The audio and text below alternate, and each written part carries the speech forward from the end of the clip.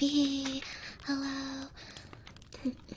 Let me scroll up a bit so I can greet everyone properly. Cronus Konharpy, Christ Konharpy, Arsenic Konharpy, Jeffrey Konharpy, Thomas Konharpy. Thank you so much for coming to the stream today. Demo Konharpy, Jeffrey Konharpy, Voss. She's a harpy, not a... Yeah, what are these harpy... What are these penguin emojis? Huh? You wanna talk about it? Konharpy, thank you so much for coming to the stream today. Nikki, Konharpy. They know, but it's funny. No, it's not. It's not funny. I swear it's not funny. Welcome. Element, Konharpy. You have your exam, or you would watch the stream. Good luck with your exam.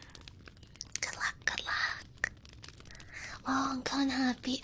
Time for a nap.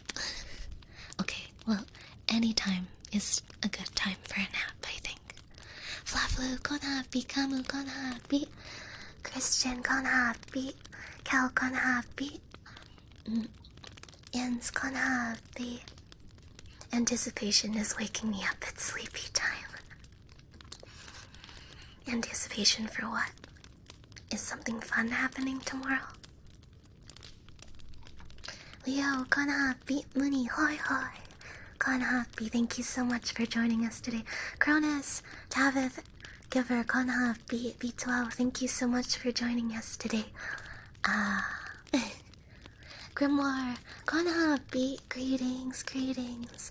One Man Armin, that's a pretty good pun. Good evening, Konharpy, thank you so much for coming today. Rex, Konharpy, thank you so much for coming today. Blaze, Firecrackle, yes! I love the sound of fire, so... Mageline, Konharpy, Andrew, Konharpy, thank you so much for coming to the stream today.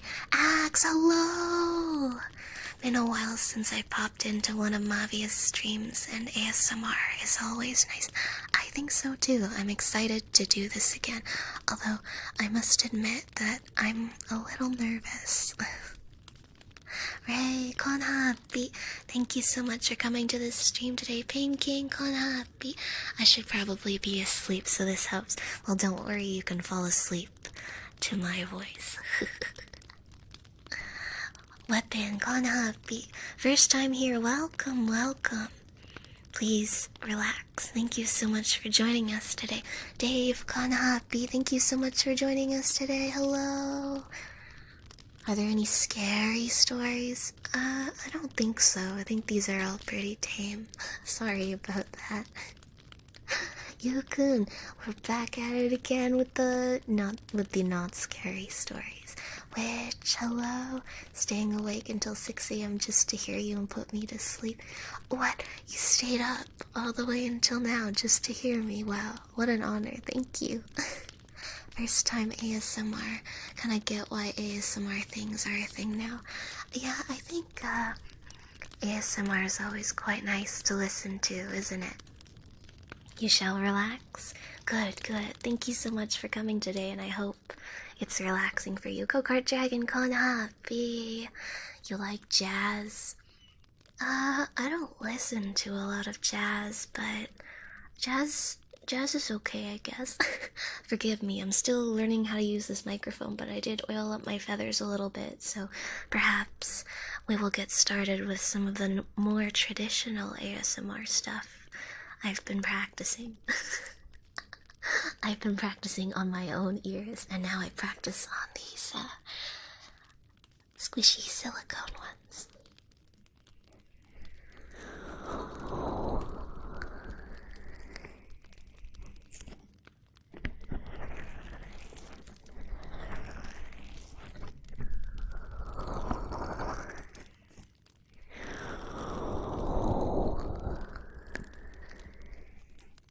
Perhaps I need to turn the fire down a little more.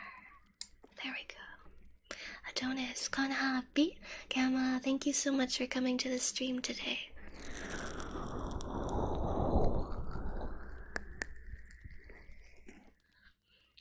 You must be so tired. It's been a long day, hasn't it? So, if it's alright, then just lay in my lap and relax.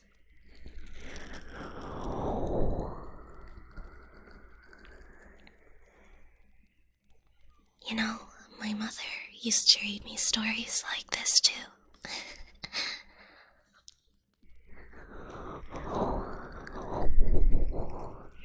Where I would lay on her lap and listen to her tell me fairy tales.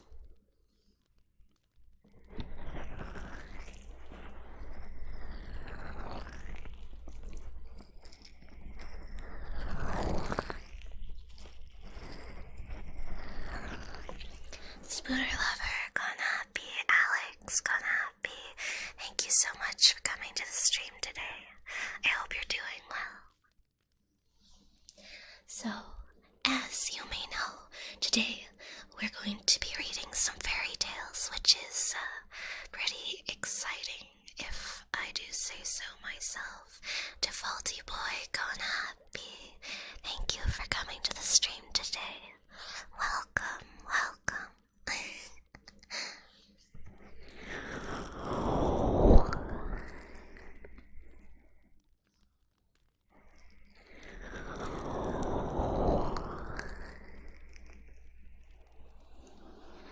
So, this book that I got today,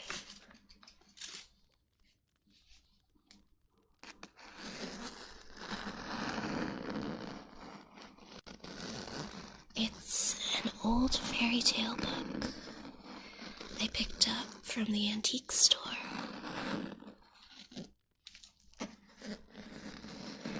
I got it because I thought the cover looked really nice. It's a dark red color with some black and gold accents.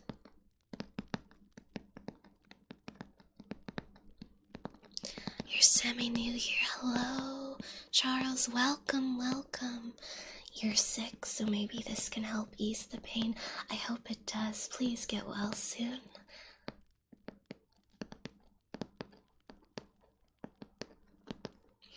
That's nice hearing the pages while we're about to, which is kind of exciting. So, I saw that the first suggestion I got was for Cinderella, so I believe we're gonna start with that.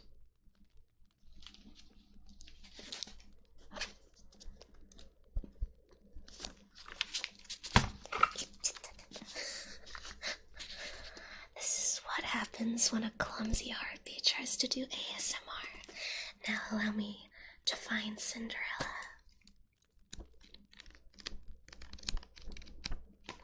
I found it.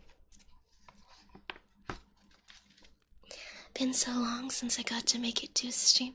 Foxbull, Konharpy, Rag, Konharpy, thank you so much for coming to the stream today. I hope you're doing well. The Golden Blackbird and Glass Mountain are tales you haven't heard before. I'm excited. I think I'll read one of them for sure. I've never heard of them myself either, so... Hello from Brazil, Tiago, Konharpy, thank you very much for coming to the stream today. Thank you, Louisa, and welcome, welcome. Hello.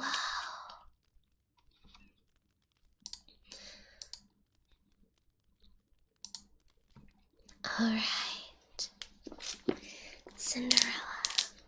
You can hear the spine crack.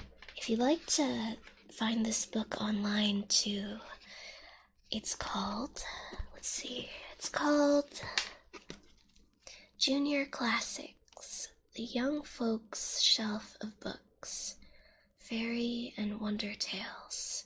It's book 1, and I believe it's part of a series. Lunch ASMR, that sounds nice.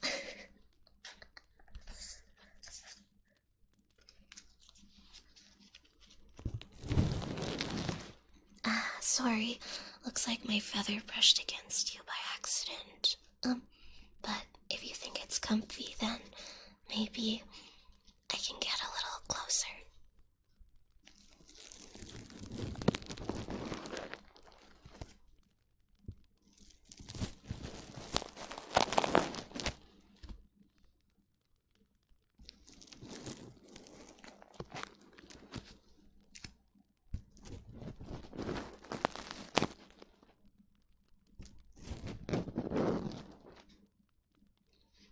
Alright, shall we begin?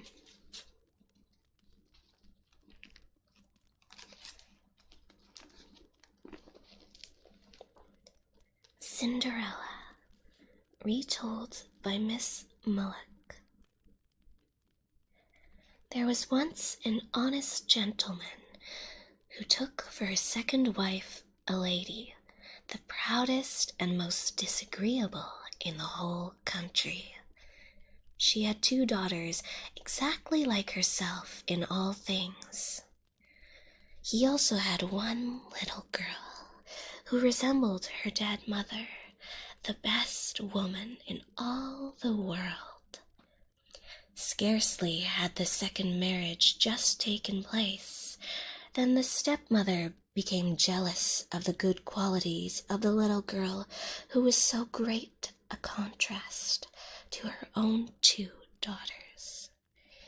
She gave her all the menial occupations of the house, compelled her to wash the floors and staircases, to dust the bedrooms,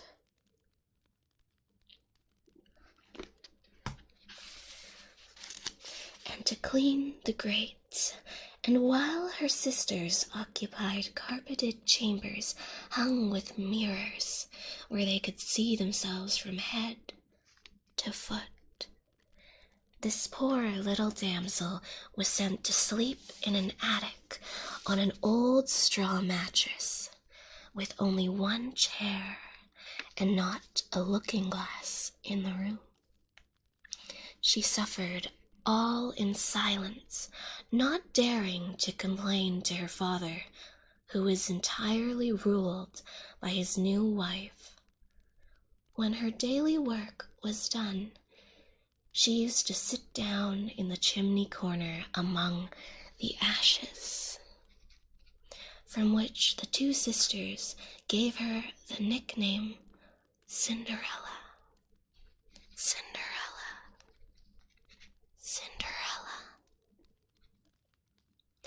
But Cinderella, however shabbily clad, was handsomer than they were with all their fine clothes. It happened that the king's son gave a series of balls, to which were invited all the rank and fashion of the city, and among the rest the 2 elder sisters. They were very proud and happy, and occupied their whole time in deciding what they should wear. Ah, Buddha, thank you very much for your generous super pat. My immortal ASMR, that sounds very funny. Perhaps I'll consider it. Thank you for your generosity.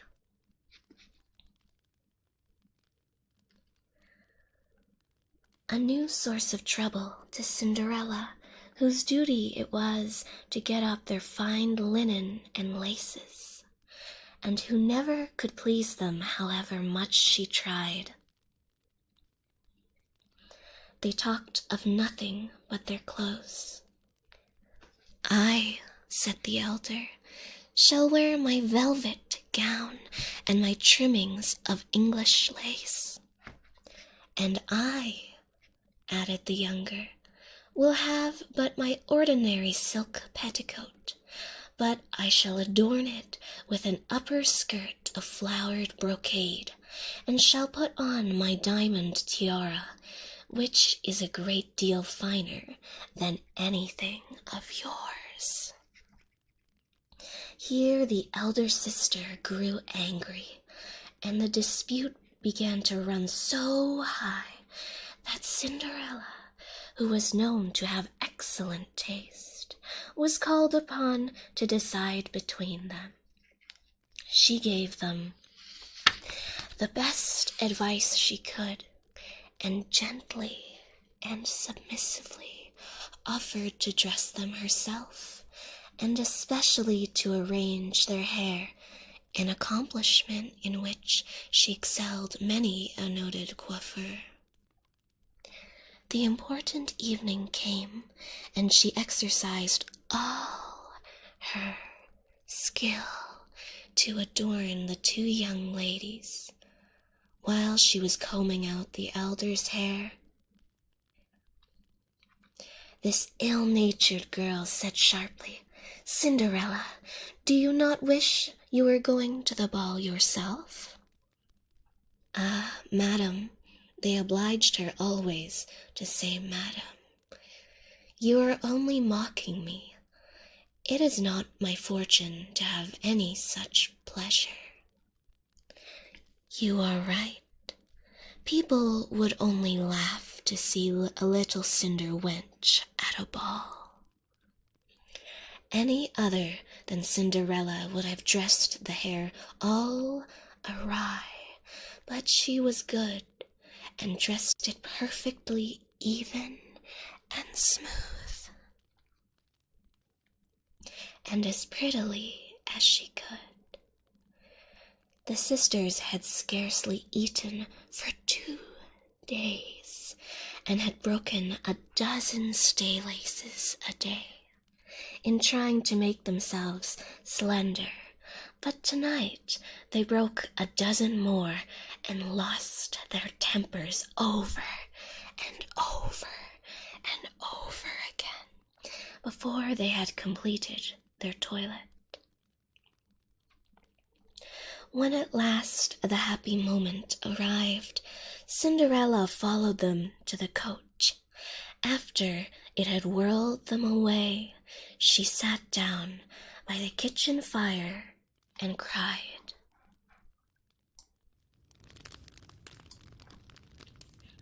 Immediately her godfather, who was a fairy, appeared beside her. "What are you crying for, my little maid?"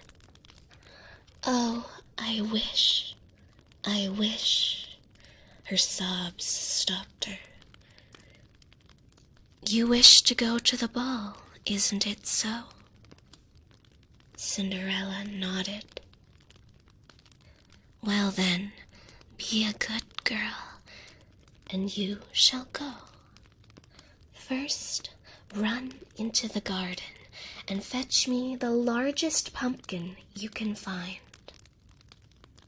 Cinderella did not comprehend what this had to do with her going to the ball, but being obedient and obliging, she went. Her godmother took the pumpkin and, having scooped out all its inside, struck it with her wand. It became a splendid gilt coach, lined with rose-colored satin. "Now, my darling, fetch me the mousetrap out of the pantry." Cinderella brought it. It contained 6 of the fattest, sleekest mice. The fairy lifted up the wire door, and as each mouse ran, she struck it.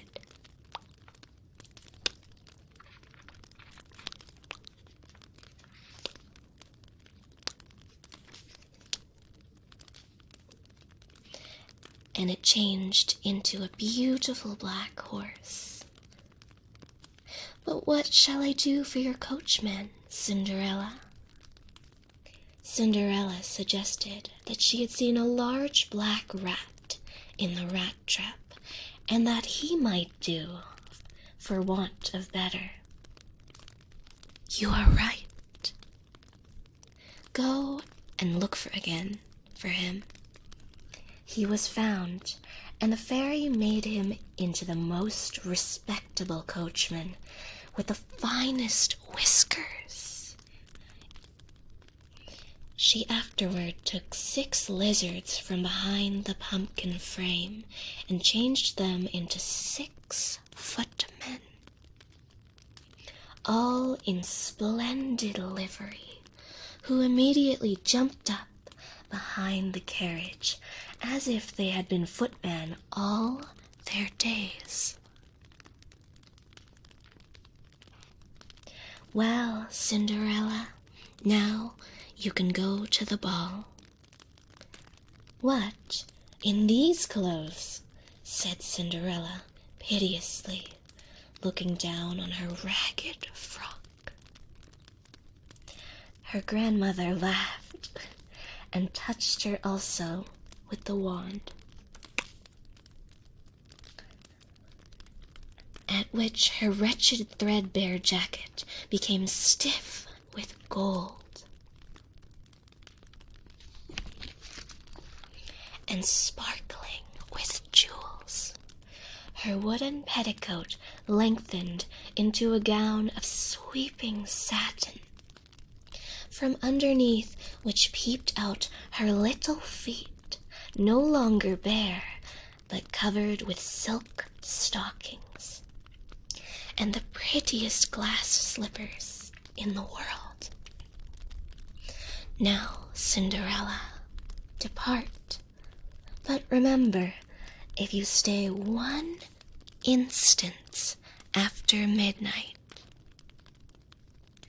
your carriage will once again become a pumpkin, your coachman a rat, your horses mice, and your footmen lizards, while you yourself will become the little cinder wench you were just an hour ago.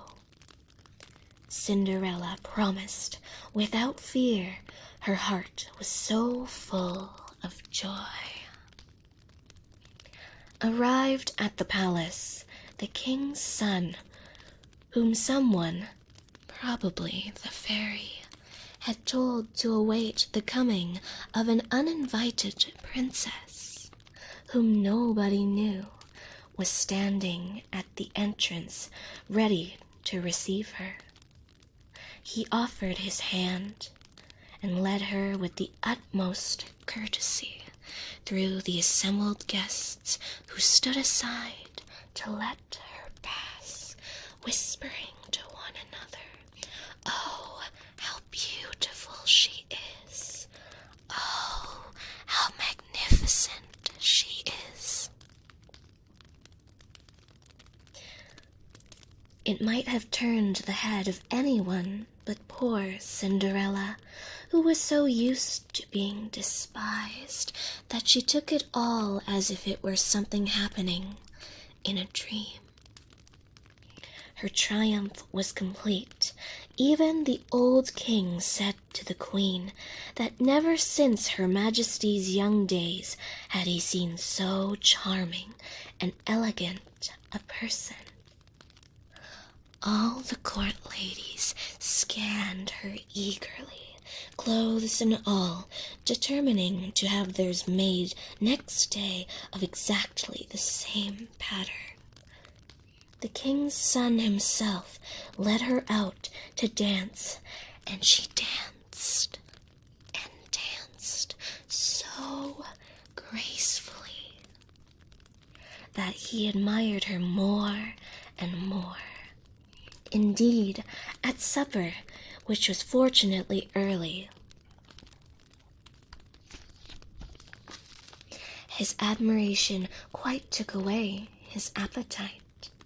For Cinderella herself, with an involuntary shyness, sought out her sisters, placed herself beside them, and offered them all sorts of civil attentions, and offered them all sorts of kindness, which, coming, as they supposed, from a stranger, and so magnificent a lady, almost overwhelmed them with delight. While she was talking to them, she heard the clock strike 11:45, and, making a courteous adieu to the royal family, she re-entered her carriage, escorted tenderly by the king's son, and arrived safely at her own door. There she found her godmother, who smiled approval, and of whom she begged permission to go to a second ball the following night, to which the queen had earnestly invited her. While she was talking, the two sisters were heard knocking at the gate,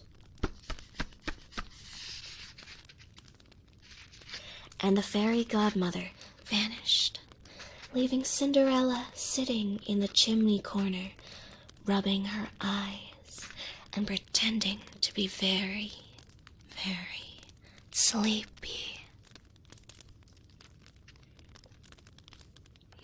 "Ah," cried the eldest sister maliciously, "it has been the most delightful ball, and there was present the most beautiful princess I ever saw, who was so exceedingly polite to us both." "Was she?" said Cinderella indifferently. "And who might she be?" "Nobody knows, though everybody would give their eyes to know, especially the king's son." "Indeed," replied Cinderella, a little more interested. "I should like to see her." "Miss Javotte," that was the elder sister's name.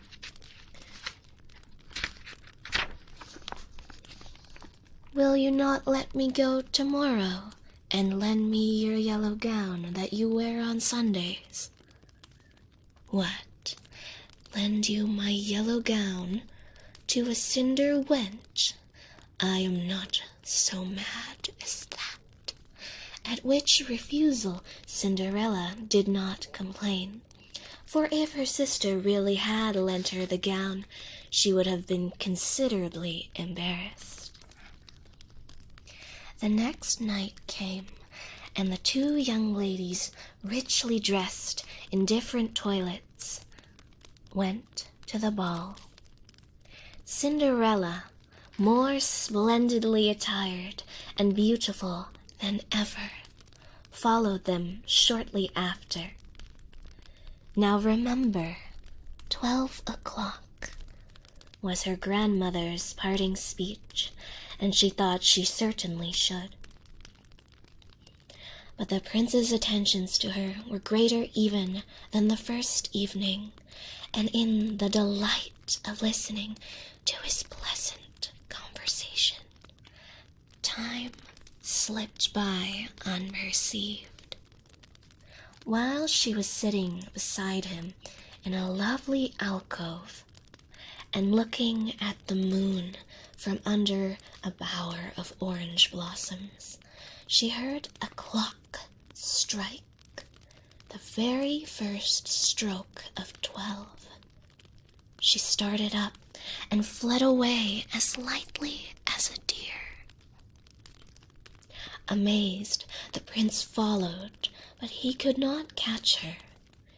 Indeed, he missed his lovely princess altogether, and only saw running out of the palace doors a little dirty lass whom he had never beheld before, and of whom he would certainly never have taken the least notice. Cinderella arrived at home, breathless and ragged and weary, cold, without carriage or footman or coachman, the only remnant of her past magnificence being one of her little glass slippers. The other she had dropped in the ballroom as she ran away. When the two sisters returned, they were full of this strange adventure, how the beautiful lady had appeared at the ball, more beautiful than ever, and enchanted everyone who looked at her, and how, as the clock was striking 12, she had suddenly risen, and fled through the ballroom, disappearing. No one knew how or where, and dropping one of her beautiful glass slippers behind her in the flight. How the king's son had remained inconsolable until he chanced to pick up the little glass slipper, which he carried away in his pocket, and was seen to take it out continually and look at it affectionately, with the air of a man very much in love. In fact, from his behavior during the remainder of the evening, all the court and royal family were convinced that he had become desperately enamored with the wearer of the little glass slipper. Cinderella listened in silence, turning her face to the kitchen fire, and perhaps it was that which made her look so rosy, but nobody ever noticed or admired her at home, so it did not signify, and next morning she went to her weary work again, just as before.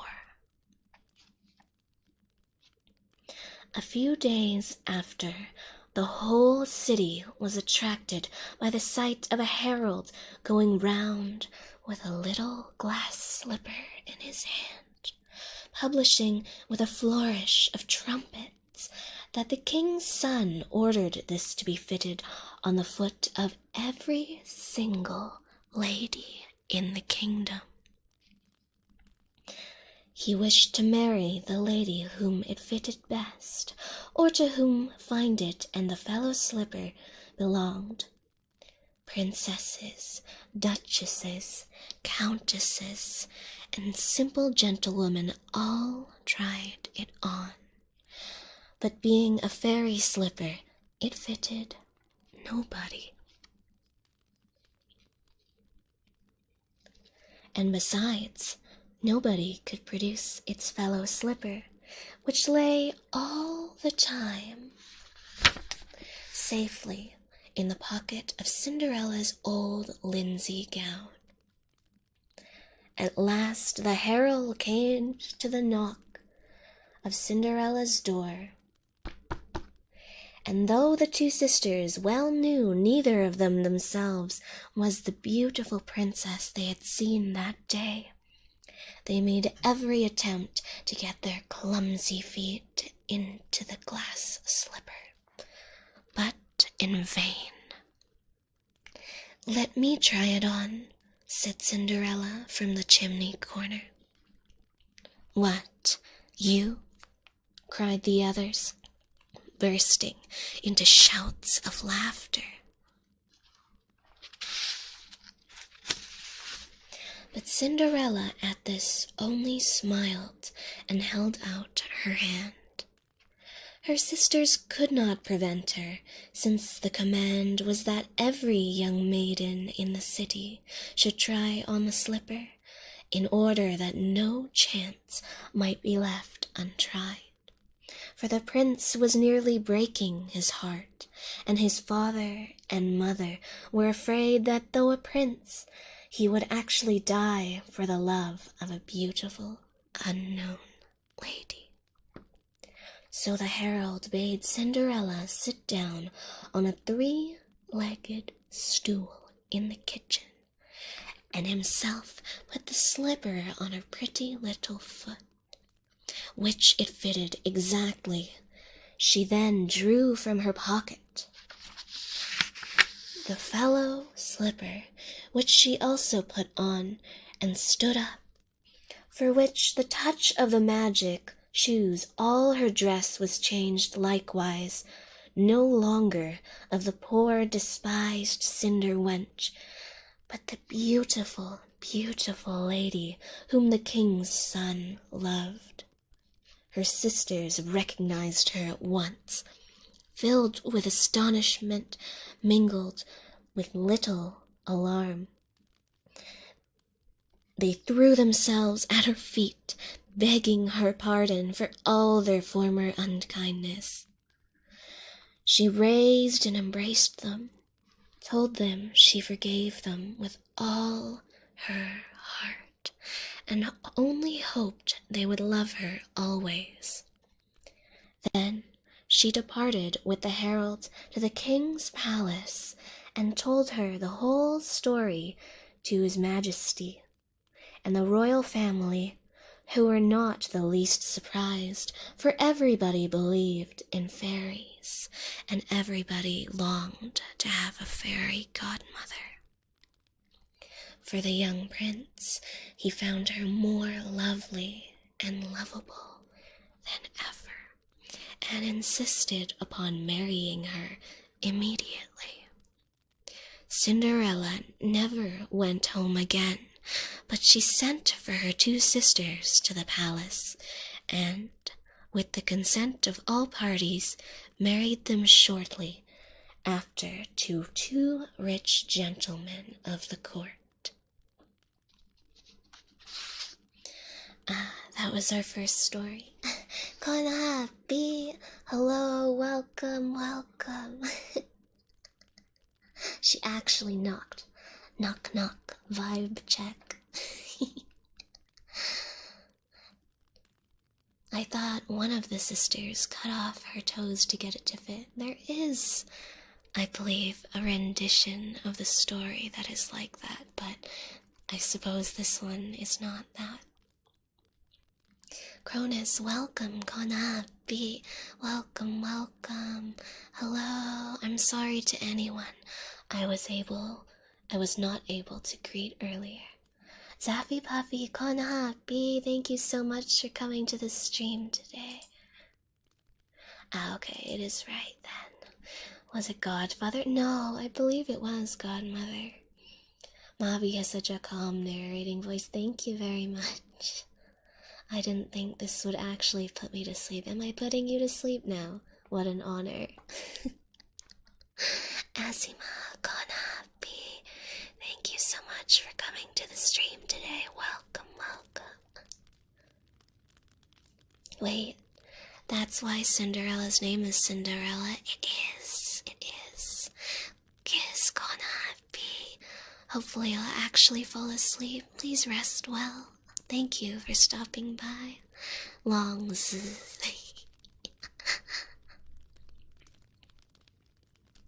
Aren't the original stories so much more lovely? Well, I don't know, this isn't an original per se, but I must admit that it does sound quite nice, these renditions. I didn't say this earlier, but this book was published all the way back in 1912. This copy, however, was published in 1918, so this book is very well over 100 years old. Isn't that crazy? Thank you for your claps. What a cute voice. You're making me blush red. Konharpy, welcome. Thank you so much for coming to the stream today. And Jordan, thank you, Mavia. That was so sweet. Thank you for being here today. And Leo, Konharpy, thank you so much for being here today. I hope you enjoy. Ayato, it's wonderful to see you. Konharpy, welcome. Alright, I left the rest of the stories in the description, so do we have any requests for the next one? You were hoping it was going to be the original? Oh, well, that's a little... You know, I would have read it if it were in this book, but unfortunately it is not. Konharpy, Zanto-san. Konharpy, irashai. Irashai, Zanto-san. Darning needle? Glass mountain, you know... Sorry, Mavia, I need to go soon because of class. Enjoy your class. I'll try to come back later. Please do. It'll be wonderful to have you. I can do the glass mountain. Allow me to find it, though.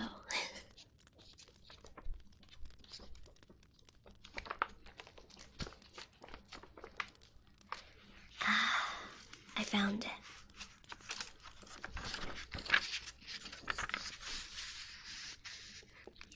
Six Swans.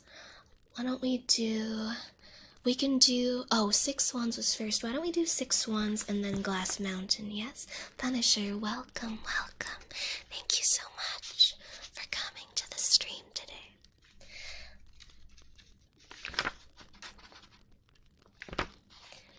I may have to ask someone to write these down. We're gonna read the Six Swans first, then the Glass Mountain, then the Darning Needle. And I know a lot of you want me to read the Golden Blackbird. I've never heard of the Flying Trunk either, Arsenic, so I'm excited to read that one too. Let's see. Six Swans. Here we are. The Six Swans by William and Jacob Grimm. A king was once hunting in a large wood and pursued his game so hotly that none of his courtiers could follow him. But when evening approached, he stopped and looked around him, perceived that he had lost himself. He sought a path out of the forest, but could not find one. And presently he saw an old woman with a nodding head who came up to him. "My good woman," he said, "can you not show me the way out of the forest?" "Oh yes, my lord king," she replied, "I can do that very well, but upon one condition, which if you do not fulfill, you will never again get out of the wood, but will die of hunger."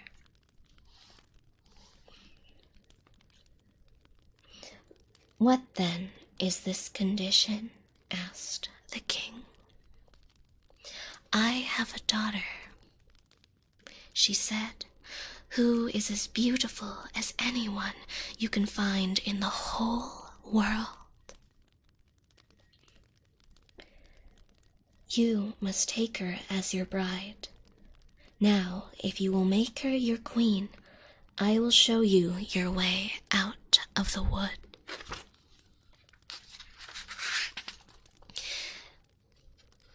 In his heart, the king consented, and with all his heart he did as well, and the old woman led him to her cottage, where the daughter was sitting by a fire. She received the king as if she had expected him, and he saw at once that she was very, very beautiful. But yet she did not quite please him, for he could not look at her without a secret shuddering. However, after all, he took the maiden up on his horse, and the old woman showed him the way, and the king arrived safely and soundly at the palace, where the wedding was to be celebrated. The king had been married once before, and had 7 children with his first wife, all sons, and a girl whom he loved above everything else in the world. He became afraid soon that the stepmother might not treat them very well, and might even do them some great injury. So he took them away to a lonely castle which stood in the midst of a forest. The castle was so hidden, and the way to it so difficult to discover, that he himself could have not found it if a wise woman had not given him a ball of cotton which had the wonderful property of magic, when he threw it before him, of unrolling itself and showing him the correct path. The king went, however, so often to see his dear, dear children, that the queen noticed his absence, became inquisitive, and wished to know what he went to fetch out of the forest. So she gave his servants a great quantity of money, and they disclosed to her the secret, and also told her of the ball of cotton, which alone could show the way. She had now no peace until she discovered where this ball was concealed. And then she made some fine silken shirts, and, as she learned of her mother, she sewed within each one a charm, a magical spell. One day soon after, when the king was gone out hunting, she took out the little shirts and went into the forest, and the cotton showed her the path. The children, seeing someone coming in the distance, thought it was their father, and ran out toward her, full of joy. Then she threw over each of them a shirt.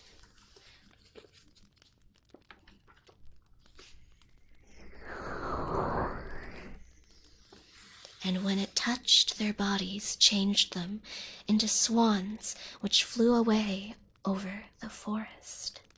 The queen then went home quite contented, but the little girl had not met with the brothers, and the queen did not know of her. The following day the king went to visit his children, but he found only the maiden. "Where are your brothers?" asked he. "Ah, dear father," she replied, "they are gone away and have left me alone." And she told him how she had looked out of the window and seen them changed into swans, which had flown over the forest. The queen then went home.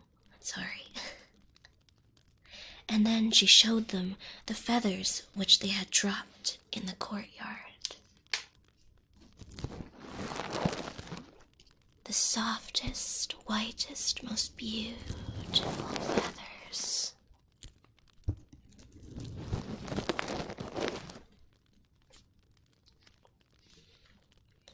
The king was much grieved, but he did not think that his wife could have done this wicked deed, and as he feared the girl might also be stolen away, he took her with him.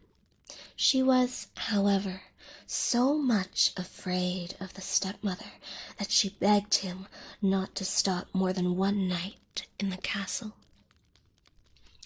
The poor maiden thought to herself, This is no longer my place. I will go and seek out my brothers." And when night came, she escaped and went quite deep into the wood. She walked all night long and a great part of the next day until she could go no further from weariness. Just then she saw a nude hut, a rude hut, and walking in she found a room with 6 little beds, but she dared not get into one, but crept under, and laying herself upon the hard earth, prepared to pass the night there, just as the sun was setting. 6 white swans came flying in at the window. They settled on the ground and began blowing one another until they had blown all their feathers off.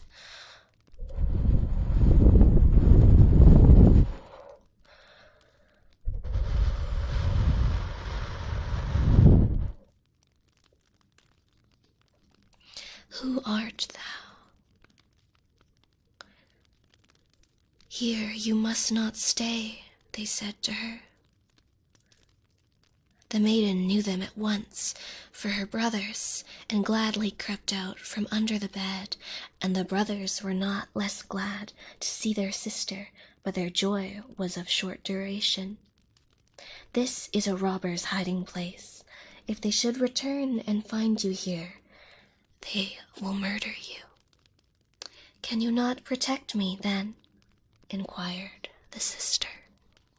No, they replied, for we can only lay aside our swan's feathers for 1/4 of an hour each evening, and for that time we retain our human form, but afterward we must resume our usual appearance.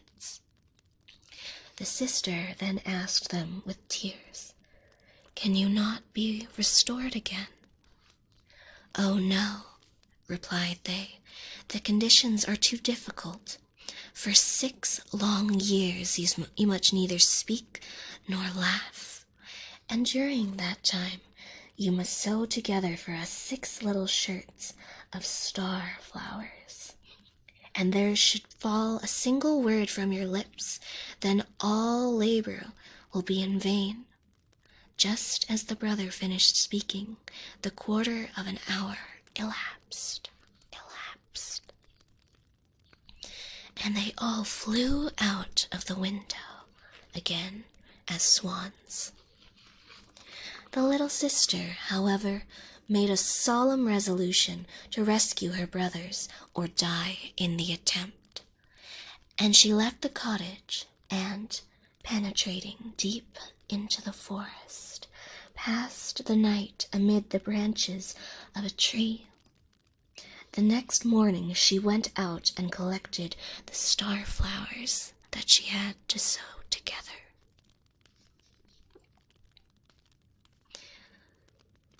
She had no one to converse with, and as for laughing, she had no spirits, so there up in the tree she sat, intent only upon her work.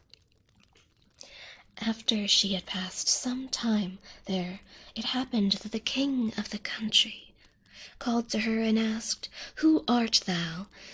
But she gave no answer. Come down to us, continued they. We will do thee no harm. She simply shook her head in an answer. And when they pressed for further questions, she threw down to them her golden necklace, hoping therewith to satisfy them. They did not, however, leave her, and she threw down her girdle, but in vain, and even her rich dress did not make them desist. At last the hunter himself climbed the tree and brought down the maiden and took her before the king. The king asked her, Who art thou? What dost thou upon that tree? But she did not answer, and then he asked her in all the languages that he knew. But she remained dumb to all as a fish. Since, however, she was so beautiful, the king's heart was touched, and he conceived for her a strong affection. Then he put her round his cloak, and placing her on him before his horse, placing her on his horse before him, took her to his castle. There he ordered rich clothing to be made for her, and although her beauty shone sunbeams, not a word ever escaped her. The king placed her by his side at a table, and there her dignified manners so won upon him that he said, This maiden I will to marry, and no other in the world. Now the king had a wicked stepmother who was discontented with his marriage and spoke evil of the young queen. Who knows whence the wench comes, said she.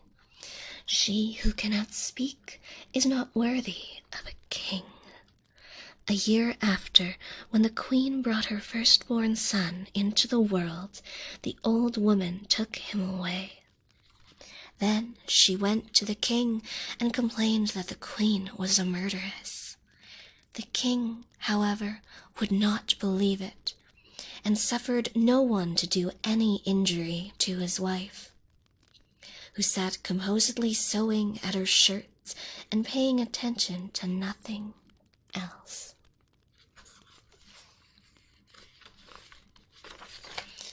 When a second child was born, the false stepmother used the same deceit.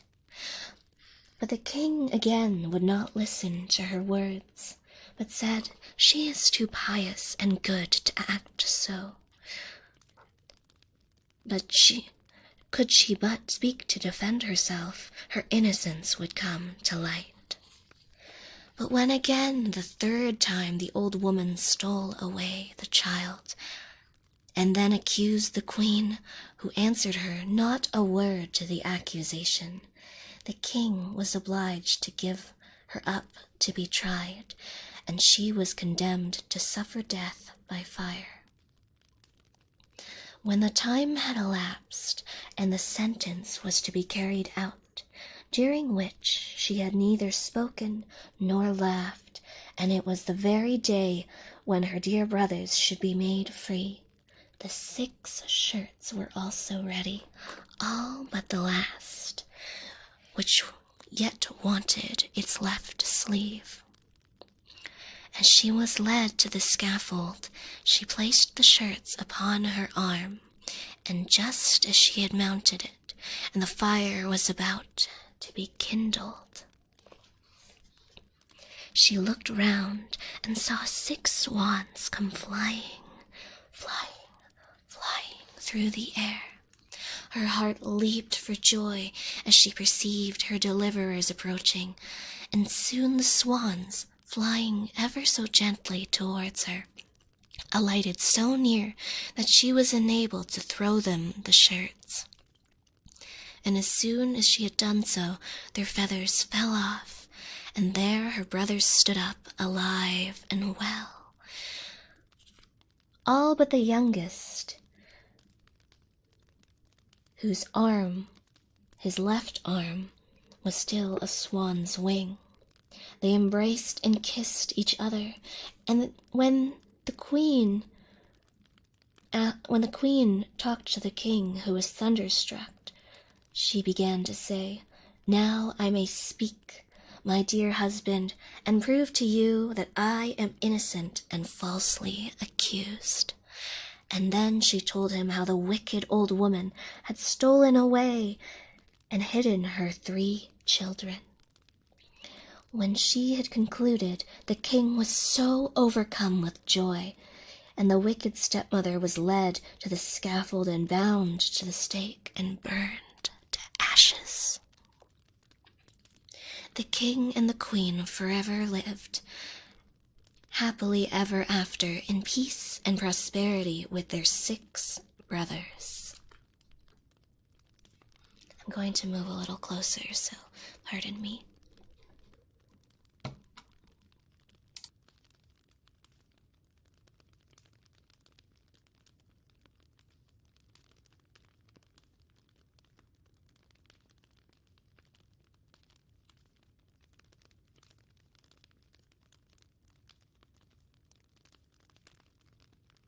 Alright, sorry, I'm back. I'm not delirious, Konharpy. Konharpy, Sakura-san, Konharpy. We're reading some stories today. Irashai. I haven't watched Mavia in a while, got kidnapped by Risa. I'll have to have a strict word with Risa then. Posture check. Yes, make sure you're lying down or sitting up very comfortably wherever you are. Julio, Konharpy. The Yuri, welcome. Ven, welcome. Konharpy. Alright. Some of these stories, I feel like they sound a little different than I'm used to, and the grammar seems a little strange, so I apologize if occasionally I trip over my words a bit. Very welcome, Konharpy. Welcome. I think the next request is Glass Mountain. That I remember. Cal, Darning Needle, Golden Blackbird, Little Red, and Sleeping Beauty. Okay, we can do that. We can do that. Now, let's see. Glass Mountain was near the front.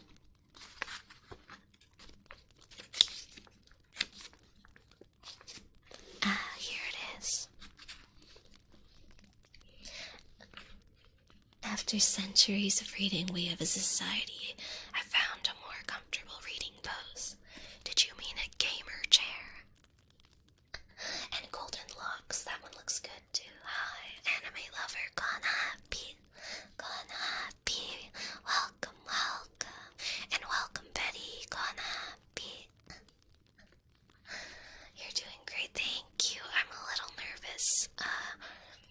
Perhaps you heard me earlier, but I'm a little clumsy, so sometimes I'll bump into things. I am trying to save your ears a little bit here, though. The Glass Mountain will be our next story. The Glass Mountain, I believe, it says where the stories are from at the beginning of the book. It says that the Glass Mountain is from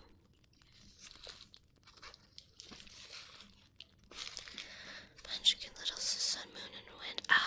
I love that story, Sun, Moon, and Wind. This one is from The Fox and the Well Ashley Battle, Squire's Pride, on the Ground, Snuff Fox, Blackbird. This one comes from, well, this is not very specific, but it says France, Spain, and Poland. So, that's the section that this one comes from. Yes.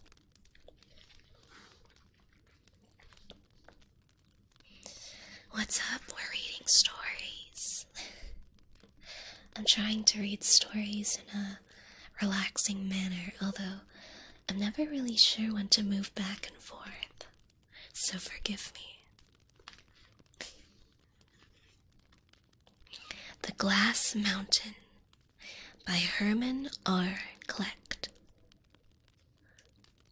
Once upon a time there was a glass mountain, and at the top of which stood a castle made of pure gold. And in the front of the castle there grew an apple tree on which there were golden apples. Anyone who picked the apple gained admittance into the golden castle. And there, in a silver room, sat an enchanted princess of surpassing fairness and beauty. She was as rich, too, as she was beautiful, for the cellars of the castle were full of precious stones, and great chests of not but the finest gold stood round the walls of all the rooms. Many knights had come from afar to try their luck, but it was in vain. They attempted to climb the mountain. In spite of having their horses shod with sharp nails, no one managed to get more than halfway up, and then they all fell right back down to the bottom of the steep, slippery hill. Sometimes they broke an arm, sometimes a leg, and many a brave man had broken his neck even. The beautiful princess sat at her window and watched the bold knights trying to reach her on their splendid horses. The sight of her always gave men a fresh courage, and they flocked from the four corners of the globe to attempt the work of rescuing her, but all in vain, and for 7 years the princess had sat now and waited for someone to scale the glass mountain. A heap of corpses, both of riders and horses, lay groaning there, unable to go any farther with their wounded limbs. The whole neighborhood had the appearance of a vast churchyard. In 3 more days, in only 3 more days, the 7 years would be at an end, when a knight in golden armor and mounted on a spirited steed was making his way toward the fatal hill. Sticking his spurs into the ground, into his horse, he made a push at the mountain and got up halfway, then calmly turned his horse's head and came down again without a slip or a stumble. The following day he started in the same way. The horse trod on the glass as if it had been level earth. I think I have I have a cup here, maybe that can simulate glass.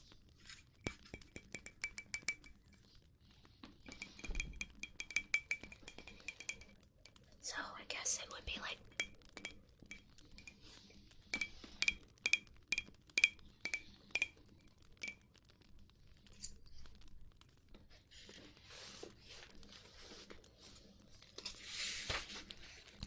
all the other knights gazed in astonishment. The horse trod on the glass as if it had been level earth, and sparks of fire flew from its hooves. In another moment they would have reached the apple tree, but of a sudden a huge eagle rose up and spread its wings, its mighty, mighty wings, hitting as it did so the knight's horse in the eye. The beast shied, opened its wide nostrils, and tossed its mane. Then, rearing high up into the air, its hind feet slipped and it fell with its rider down the steep mountainside. Nothing was left of either of them except their bones, which rattled, rattled, rattled, rattled, rattled, rattled in the battered golden armor like dried peas in a pod. And now there was only 1 more day before the close of the 7 years. Then there arrived on the scene a mere schoolboy, a merry, happy-hearted youth, but at the same time strong and well-grown. He saw how many knights had broken the steep mountain on foot, and began the ascent. For long had he heard his parents speak of the beautiful princess who sat in the golden castle up on the mountain of glass. He listened to all he heard and determined that he too would try his luck. But first he went to the forest and caught a lynx, and cutting off the creature's sharp claws, he fastened them to his own hands and feet. Armed with these weapons, he boldly started up the glass mountain. The sun was nearly going down, and the youth had not got more than halfway up. He could hardly draw breath, he was so worn out, and his mouth was parched by thirst. A huge black cloud passed over his head, but in vain did he beg and beseech her to let a drop of water fall on him. He opened his mouth, but the black cloud sailed past, and not as much as a drop of dew moistened his dry lips. His feet were torn and bleeding, and he could only hold on now with his hands. Evening closed in, and he strained his eyes to see if he could behold the top of the mountain. Then he gazed beneath him, and what a sight met his eyes! A yawning abyss with certain and terrible death at the bottom, reeking with half-decayed bodies of horses and riders. And this had been the end of all other brave men who, like himself, had attempted the ascent. It was almost pitch dark now, and only the stars lit up the glass mountain. The poor boy still clung on as if glued to the glass by his blood-stained hands. He made no struggle to get up higher, for all his strength had left him, and seeing no hope, he calmly awaited his death. Then all of a sudden, he fell into a deep, deep sleep.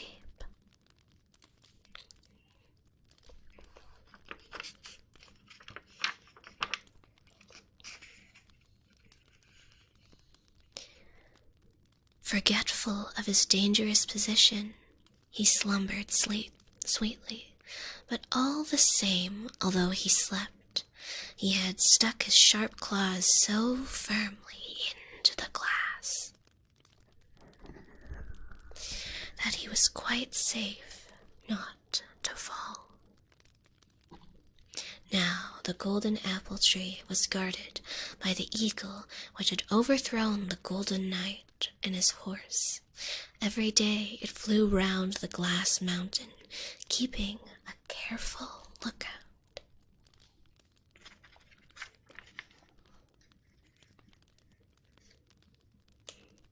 And no sooner had the moon emerged from the clouds than the bird rose up from the apple tree, and circling round in the air, caught sight of the sleeping youth. Greedy for carrion, and sure that this must be a fresh corpse, the bird swooped down upon the boy. But he was awake now, and perceiving the eagle, he determined by its help to save himself. The eagle dug its sharp claws into the tender flesh of the youth, but he bore the pain without a sound, and seized the bird's 2 feet with his hands. The creature, in terror, lifted him up high up into the air, and began to circle round the tower of the glittering palace. He saw the palace, which by the pale rays of the moon looked like a dim lamp, and he saw the high windows, and around one of them, and a balcony at which the beautiful princess sat lost in sad, sad thoughts. Then the boy saw that he was close to the apple tree, and drawing a small knife from his belt, he cut off both the eagle's feet. The bird rose up, and the youth fell onto the broad branches of the apple tree. The bird, in agony, screamed and vanished into the clouds. Then he drew out the claws of the eagle's feet that had remained in his flesh, and put the peel of one of the golden apples on the wound, and in one moment it was healed and well again. He pulled several of the beautiful apples and put them in his pocket. Then he entered the castle. The door was guarded by a great dragon. But as soon as he threw an apple at the beast, it vanished without a trace. At the same moment, a gate opened, and the youth perceived a courtyard full of flowers and beautiful trees. And looking up on the balcony, he saw the lovely, enchanted princess sitting. As soon as she saw the youth, she ran toward him and greeted him as her husband and master. She gave him all her treasures, and the youth became a rich and mighty ruler. But he never returned to the earth, for only the mighty eagle, who had been the guardian of the princess and of the castle, could have carried on his wings the enormous treasure down to the world. But as the eagle had lost its feet, it died, and its body was found in a wood on the glass mountain. One day, when the youth was strolling about the palace garden with the princess, his wife, he looked down over the edge of the glass mountain and saw, to his astonishment, a great number of people had gathered down there. He blew his silver whistle, and the swallow who acted as messenger in the golden castle flew past. "Fly down and ask what the matter is," said he to the golden bird, who sped off like lightning, and soon returned saying, "The blood of the eagle has restored all the people below to life. All those who have perished on this mountain are awakening up today, as if we're in a sleep, and are mounting their horses, and the whole population are gazing on this unheard of wonder with joy and amazement." That's the end of the glass mountain. That was quite an interesting story, if I must say so myself. Poor bird, yes, it was quite a bit bloodier. It was quite a bit bloodier than I anticipated. If only she was a harpy, this would have been easier. Yeah, you could just ask. You don't have to cut off my feet. That's kind of scary. Magic blood, huh? Dr. Konharpy. Thank you so much for coming to the stream. I hope you're relaxing and enjoying your stay. Hello, Rin, welcome. Konharpy, thank you so much for coming to the stream today. I hope you're doing well. Silverator, Konharpy. I think maybe in the next one we can submit our own. Oh, that's not a bad idea. I thought I would get through this book first. But I wouldn't mind reading some stories that you guys would like me to read. Pew, welcome, Konharpy. So next should be Darning Needle. Thank you very much, Cronus. Much appreciated. What's with all the anti-bird stories in this book? Oh, I don't mind. They're just fairy tales. My brain is fighting whether it should keep listening or fall asleep. You can do both. Keep listening until you fall asleep. That's kind of the point of the stream. Ooh, some cookies. But at the top of the glass mountain, there were cookies that Inns had left me. Thank you very much for your cookies. Alright, the Darning Needle. I haven't read these, so I just scanned them, just to make sure none of them were problematic, because this is an older book, and you never know. Darning Needle, Snow White, Six Swans, Darning Needle. Here we are. Thank you, Cronus, for keeping track. I appreciate it a lot. I would type, but the sensitivity of this microphone is kind of crazy, so forgive me. The Darning Needle by Hans Christian Andersen. There was once a darning needle who thought, why don't I turn this up a bit? Let me turn this up so I can actually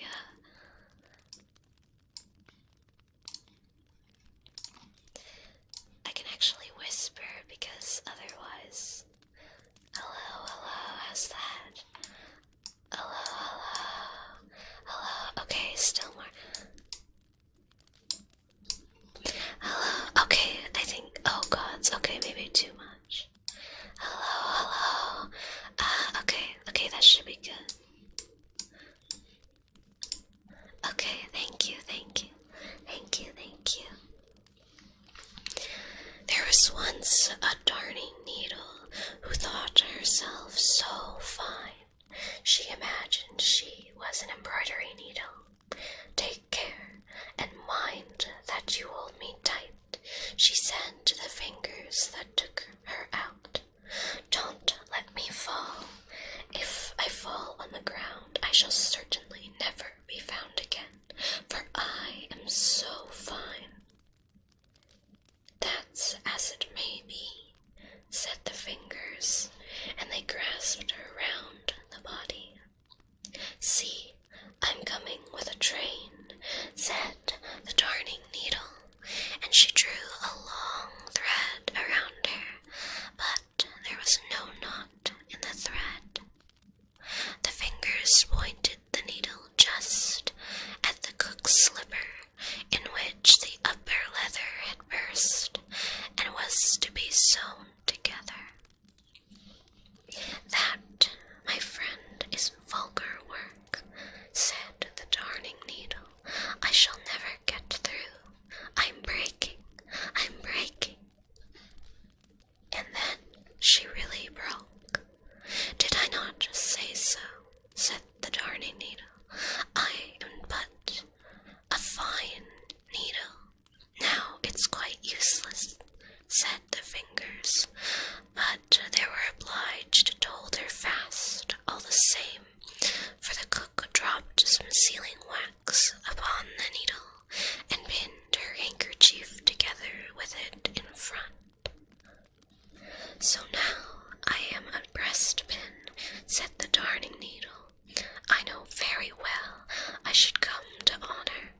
When one is something, one comes to something." And then she laughed quietly to herself.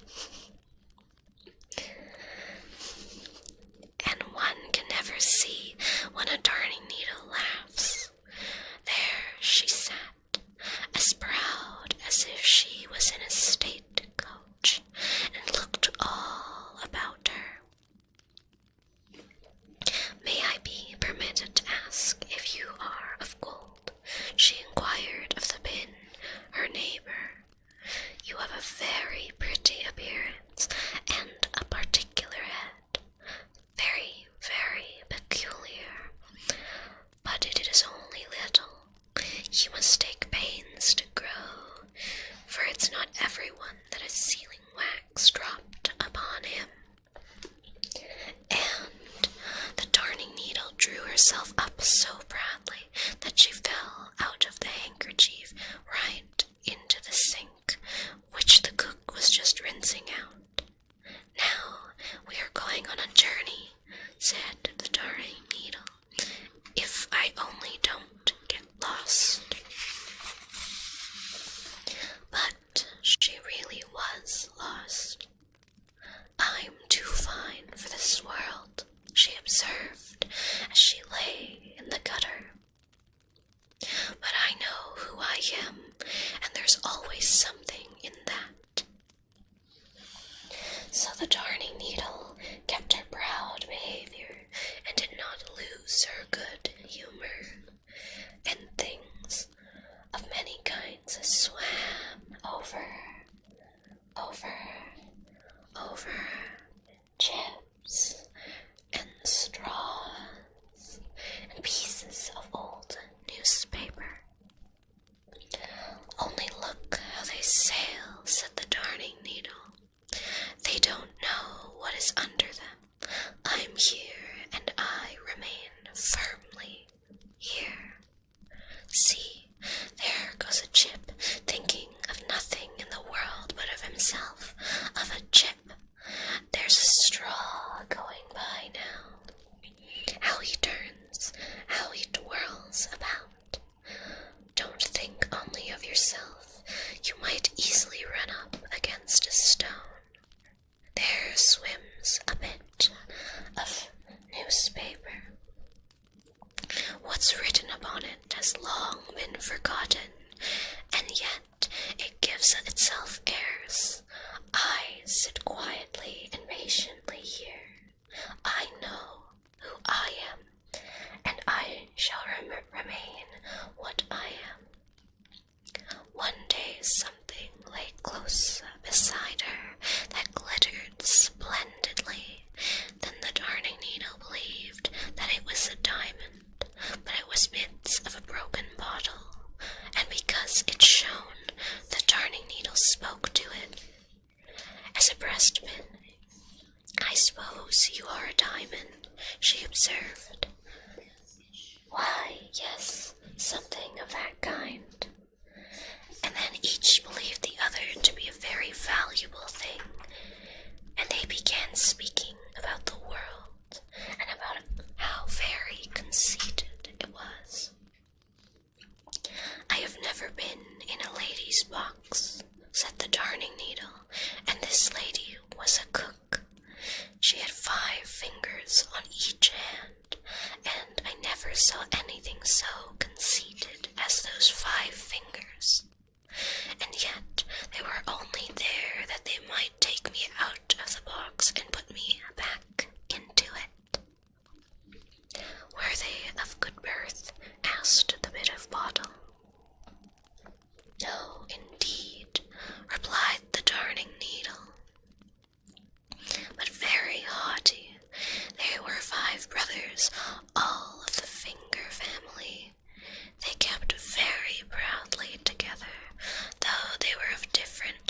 ranks.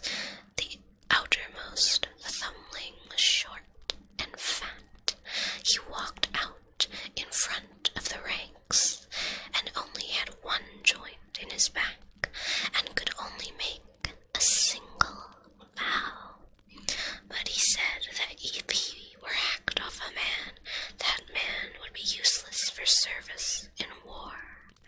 Dainty Mouth, the second finger, thrust himself into sweet and sour, pointed to sun and moon, and gave the impression when they wrote. Longman the third looked at all the others over his shoulder. Gold Border the fourth went about with a golden belt around his waist, and Little Playman did nothing at all, and was proud of it. There was nothing but bragging among them, and therefore I went away. And now we sit here and glitter, said the bit of bottle. At that moment more water came into the gutter, so that it overflowed, and bit of bottle was carried away. So he is disposed of, observed the darning needle. I remain here, for I am too fine, but that is my pride, and my pride is honorable. And proudly she sat there, and had many great thoughts. I could almost believe I had been born of a sunbeam. I am simply so fine.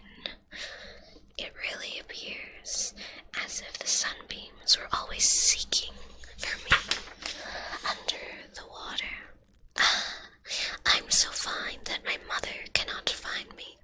If I had my old eye, which broke off, I think I should cry. But no, I shall not do that. It's not genteel to cry. One day a couple of street boys lay grubbing in the gutter and similar treasures. It was dirty work, but they took great delight in it. Oh, cried one who had pricked himself with the darning needle, there's a fellow for you. I'm not a fellow, I'm a young lady, said the darning needle. But nobody listened to her. The sealing wax had come off, and she had turned black. But black makes one look slender, as she thought to herself, finer than even before. Here comes an eggshell sailing along, said the boys, and they stuck the darning needle fast in the eggshell. White walls and black myself, that looks well, remarked the darning needle. Now one can see me. I only hope I shall not be seasick. But she was not seasick at all. It is good against seasickness if one has a steel stomach. It is good against seasickness, indeed.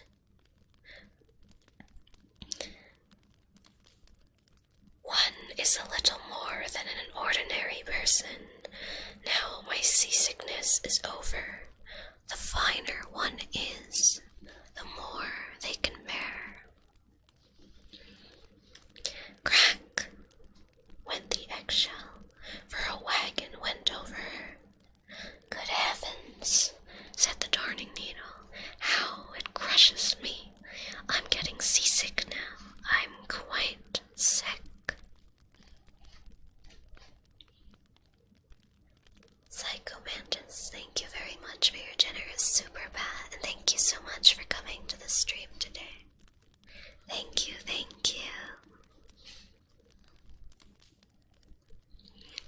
But she was not really sick. Though the wagon went over her, she lay there at full length, and there she may lie.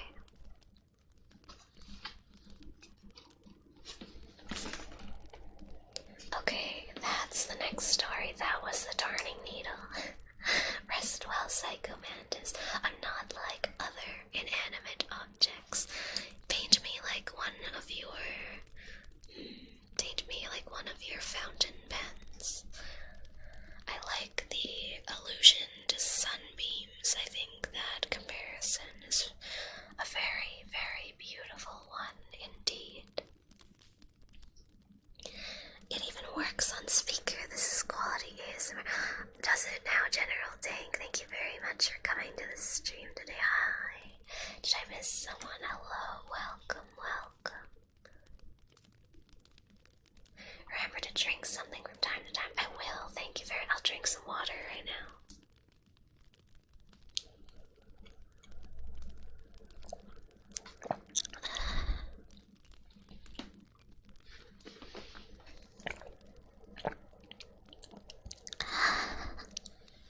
Thank you for the hydration check. Yes, it is rather early to go to bed, isn't it? Well, for me, anyways. I am just gonna turn this down a little bit. There we go. Okay. How's the sound been? I apologize if it's a little tired. I apologize if it's quiet. I tried to mess around with the settings, but it appears that it's still not perfect. Cookies for free, Royland. I want a cookie. That's a great time for me to sleep. What's happy? Thank you so much. Take care and have a good night. Iffy, Konharpy, thank you so much for coming to the stream today. And Pew, thank you. Good night. Good night, good night. Good night. Audio's good. Thank you, thank you. It can get a bit quiet. I'm trying not to blast out your eardrums at the same time, so. Alright, now the next story was supposed to be Hyper Epsilon, thanks for the stream. Good night, Hyper Epsilon. What's happy? Thank you so much for coming to today's stream. What's happy? Hyper Epsilon. Alright, okay. If it is some kind of allegory, I'm not catching it. But perhaps the Darning Needle, she seems a little entitled, doesn't she? She thinks she's doing so much, but in fact, she's not doing much at all. I'm not great at finding this sort of stuff in literature, so if you have a better idea, please do let me know. Alright, Golden Blackbird. Golden Blackbird. I believe this one was the first story that I tapped.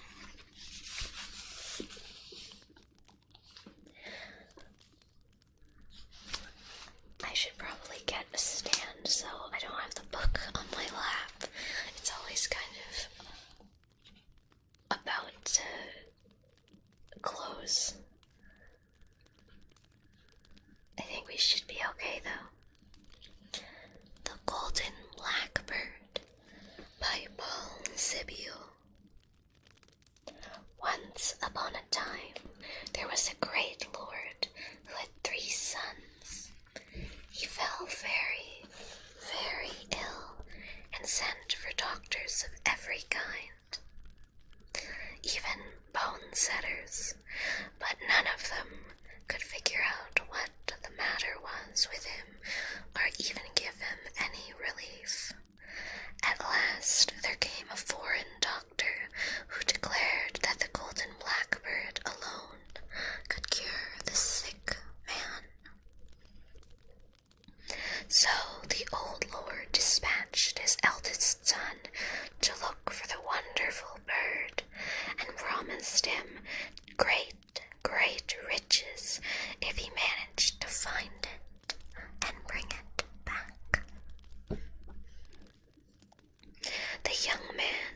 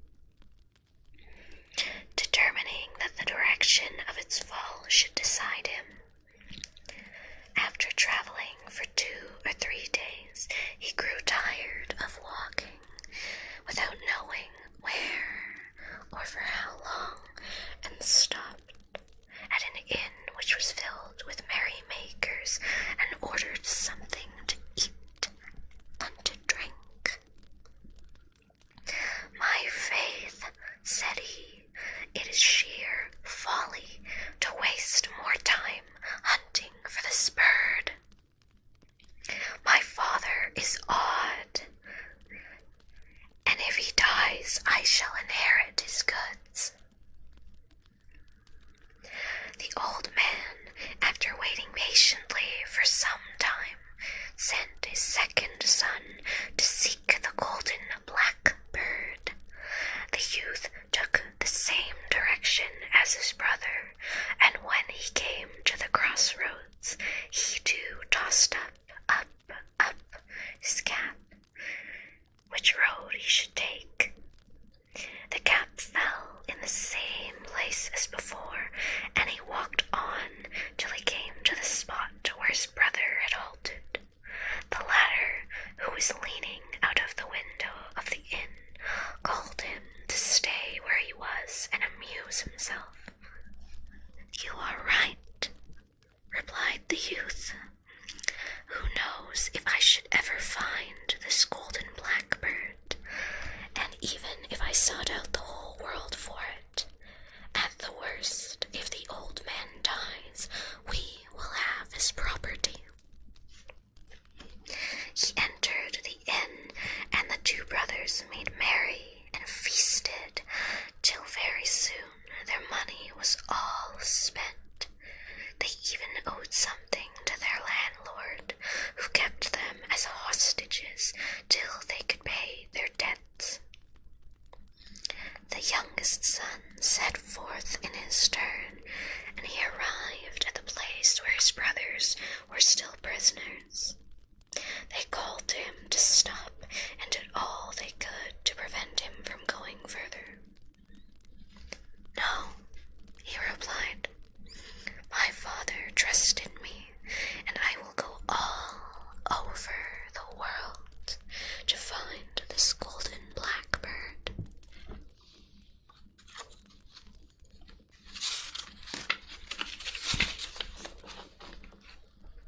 "Ah," said the brothers, "you will never succeed any better than we did. Let him die if he wants to. We will divide the property."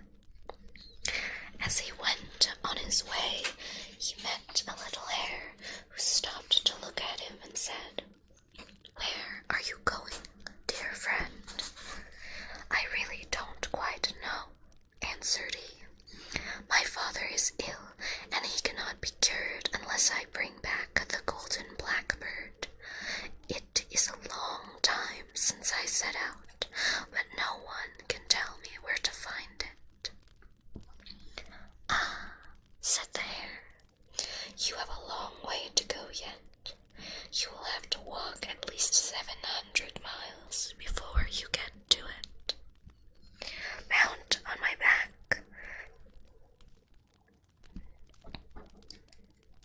"And how am I to travel such a distance?" "Mount on my back," said the little hare, "and I will conduct you. The old man obeyed. At each bound the little hare went 7 miles, and it was not long before they reached a castle that was as large and as beautiful as a castle could be. "The Golden Blackbird is in a little cabin nearby," said the little hare, "and you will easily find it. It lives in a little cage, with another cage beside it made all of gold. But whatever you do, be sure not to put it in the beautiful cage, or everybody in the castle will know that you have stolen it."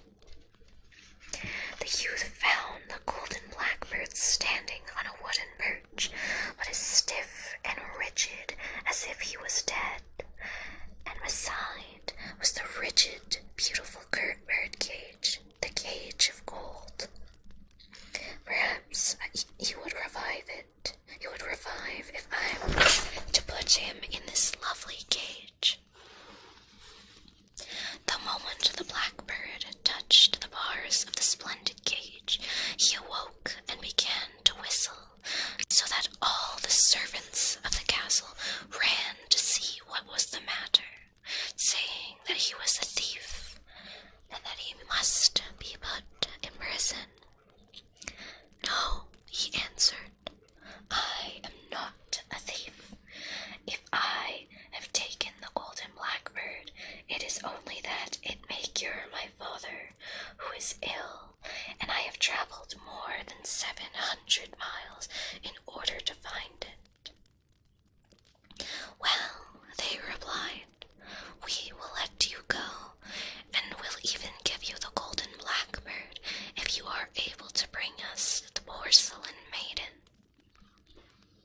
The youth departed, weeping, and met the little hare, who was munching wild thyme. "What are you crying for, my friend?" asked the hare. "It is because," he answered, "the castle people will not allow me to carry off the Golden Blackbird without giving them the porcelain maiden in exchange." "You have not heeded my advice," said the little hare, "and you have put the Golden Blackbird into the fine cage." "Alas, yes. But do not despair. The porcelain maiden is a young girl, beautiful as Venus, who dwells 200 miles from here.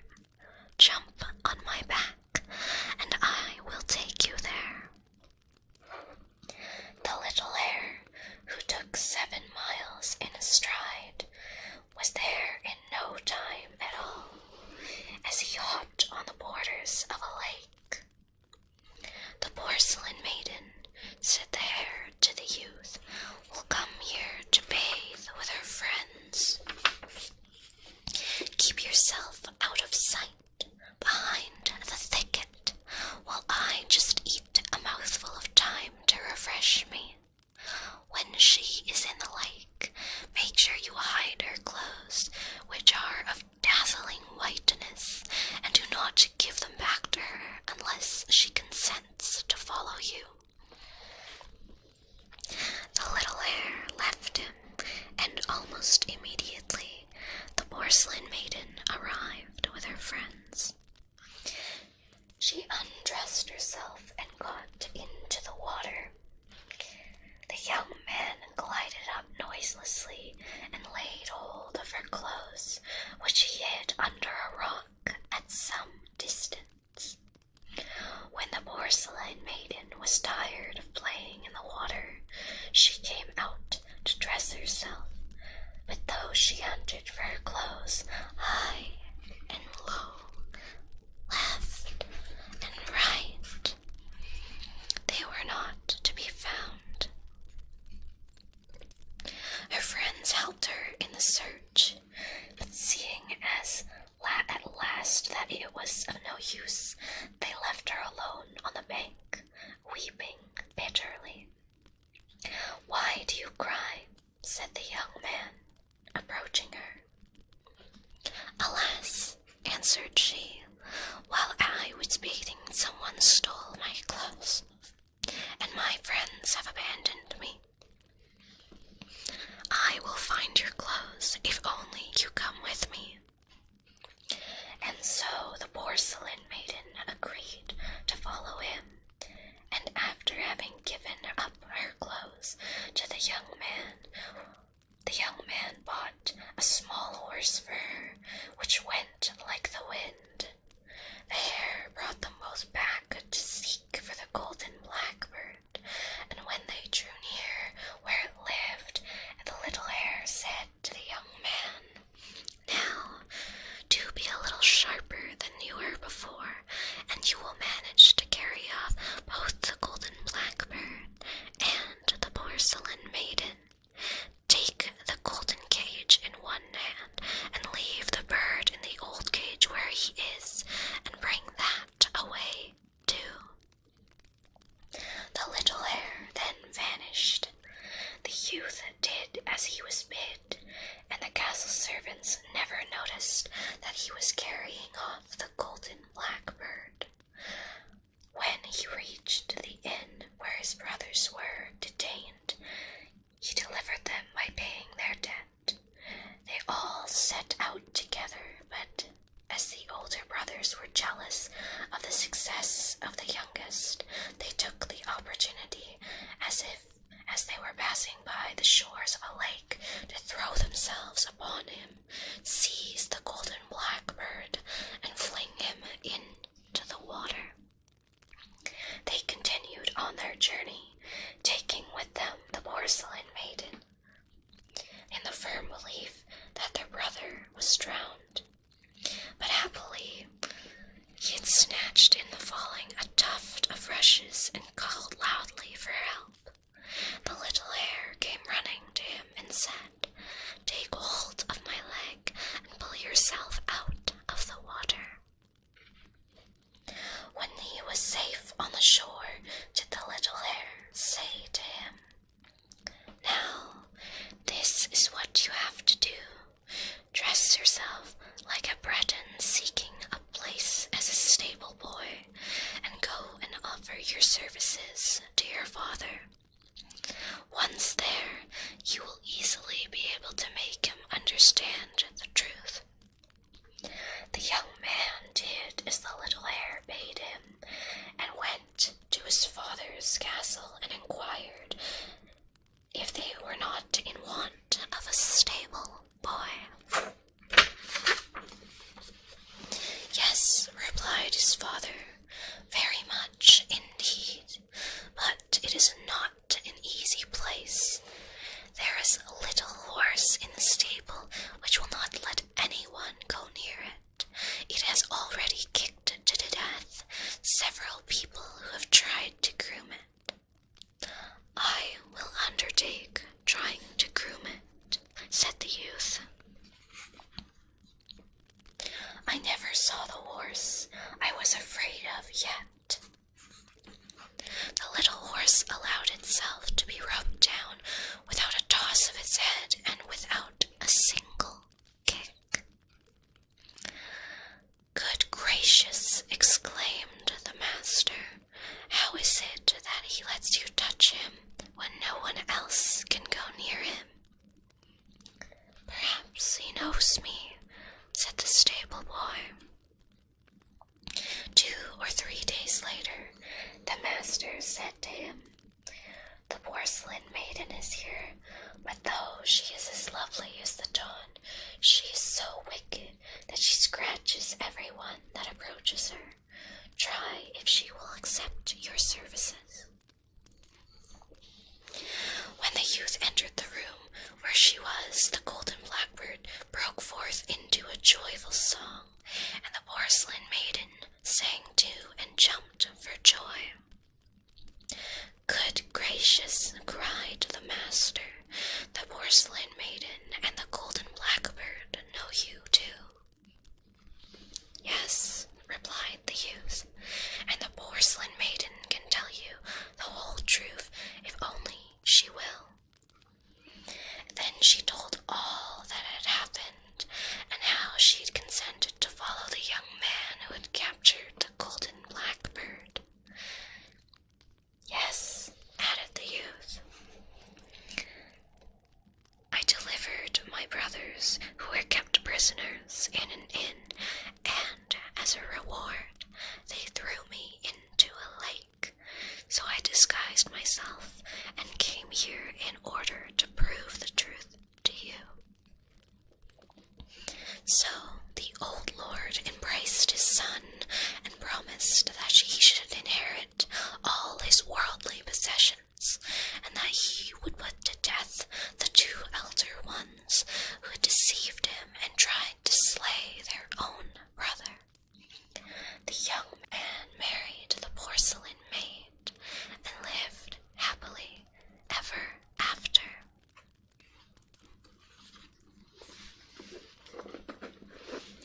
Rex, happy Rex. Thank you so much for coming to the stream. Thank you for coming to the stream. The anime protagonist ending. Oh god. Yeah, goody two shoes kind of ending, wasn't it? Ariel, Konharpy. Norigenyo. Thank you so much for coming to the stream today. I hope you're doing well. Hair Gaming Club, the hair kind of carried this story. We need to 8 times report the 2 brothers, but I guess they're dead, so it doesn't really matter all too much, does it?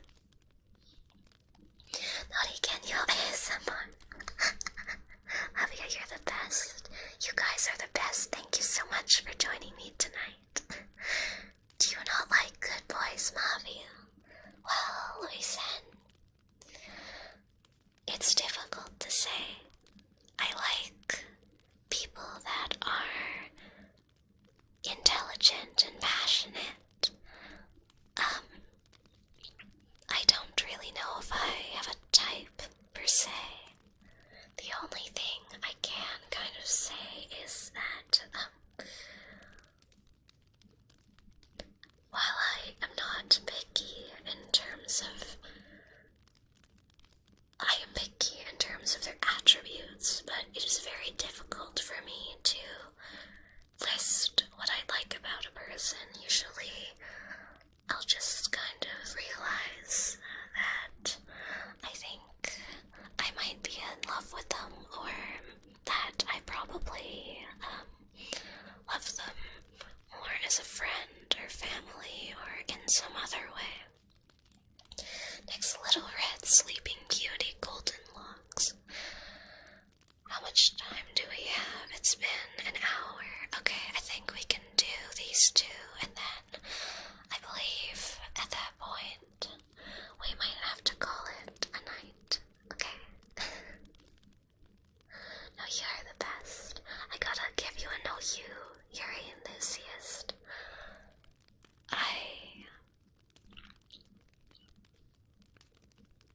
It's hard. How do I cannot phrase things as well as I can read this book, for all its contents and thoughts are already laid out. But to summarize it as best as I can, really, I am eternally grateful for the company and kindness and love that you offer me. And so I wish, at least in some respect, to be able to reciprocate that to my darling Konharpies. My darling Konharpies. Now, Little Red Riding Hood, was it? I apologize that today I have not been able to read the chat as much, but I'm so grateful that you're here today. To those who are chatting, and to those who are relaxing with me today, thank you. Thank you, thank you, thank you, thank you. Little Red Riding Hood, Cinderella, Little Red Riding Hood, Six Swans, Tailor. Here we are. The ones that we did not get to read today, I will save and put them on a list for next time. So don't worry, if there was a story that you would like me to read, we can read it another time, for sure. Once upon a time... Oh my, I forgot to read the title. Gonna have a little bit more water. Your vocabulary is adapting.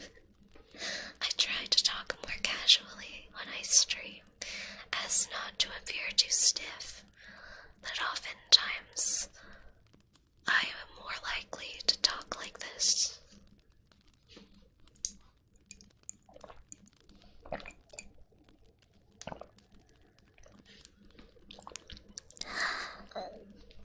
Oh my. My stomach growled for a second there. Your voice is so calming, and listen to you read anything. We should read Dojins, that would be really funny.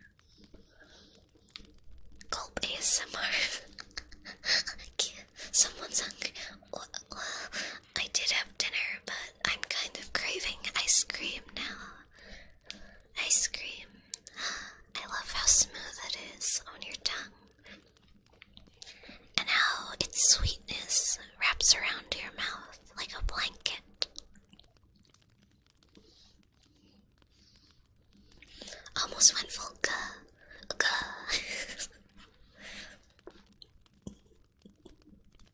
Okay. Little Red Riding Hood by Charles Sparrow. Once upon a time, there lived in a certain village a little country girl, the prettiest creature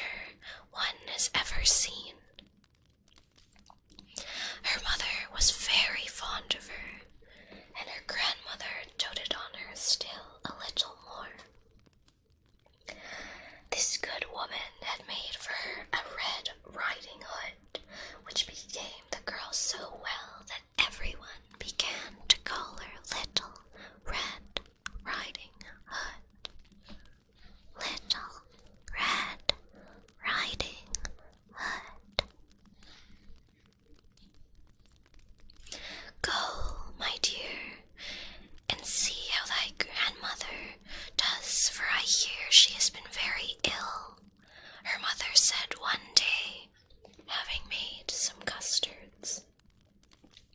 Carry her a custard and this little pot of butter.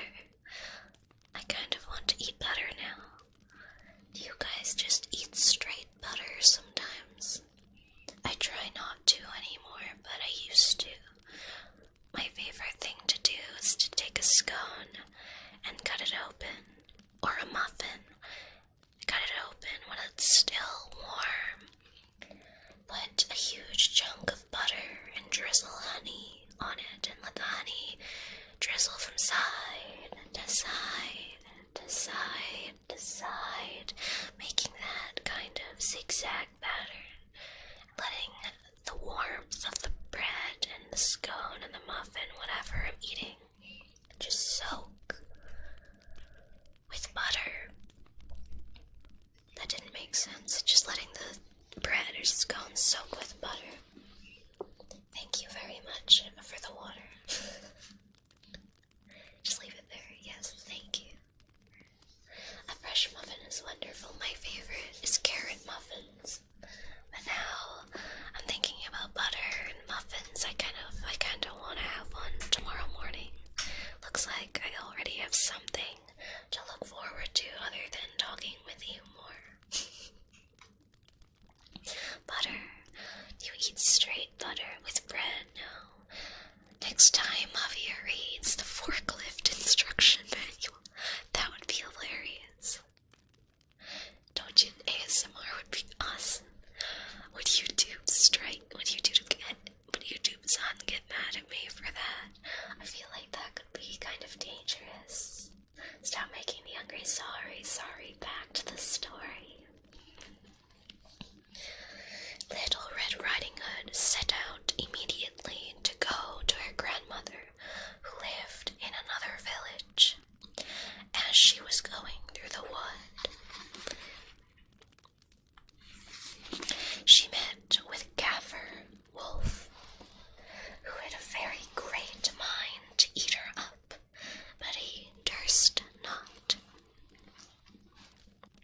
because of some axe makers hard by the forest. He asked her whither she was going. The poor child, who did not know that it was dangerous to stop and listen to a wolf, said to him, I am going to see my grandmama and carry her a custard and a little pot of butter from my mama. Does she live far off? Said the wolf. Oh, yes, answered Little Red Riding Hood. It is beyond that mill you see there, at the first house in the village. Well, said the wolf, I'll go and see her too. I'll go this way, and you go that, and we shall see who will be there soonest. The wolf began to run as fast as he could, taking the nearest way, and the little girl went by the longest, diverting herself in gathering nuts, running after butterflies, and making nosegays of such little flowers that she met with. The wolf was not long before he got to the old woman's house. He looked up at the door. Tap, tap, tap, tap. Who's there? Your grandchild, Little Red Riding Hood, replied the wolf, imitating her voice. Who has brought you a custard and a little pot of butter sent by Mama? The good grandmother, who was in bed because she was ill, cried out, pull the bobbin and the latch will go up. The wolf pulled the bobbin and the door opened, and he fell upon the good woman and ate her up in a moment, for it was above 3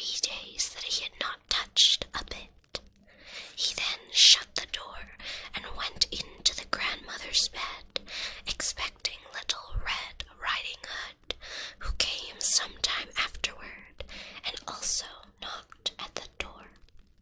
Tap, tap, tap, tap, tap, tap, tap, tap. Who is there? Little Red Riding Hood, hearing the big voice of the wolf, was at first afraid, but believing her grandmother had got a cold and was hoarse, answered, "'Tis your grandchild, Little Red Riding Hood, who has brought you a custard and a little pot of butter Mama sends you." The wolf cried out to her, softening his voice as much as he could, "Pull the bobbin and the latch will go up."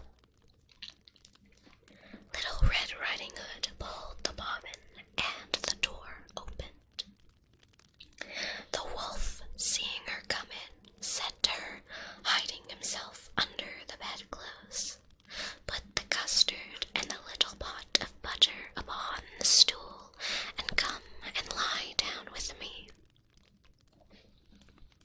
Little Red Riding Hood undressed herself and went into the bed, where, being greatly amazed to see how her grandmother looked in her night clothes, she said to her, "Grandmama, what great arms you've got.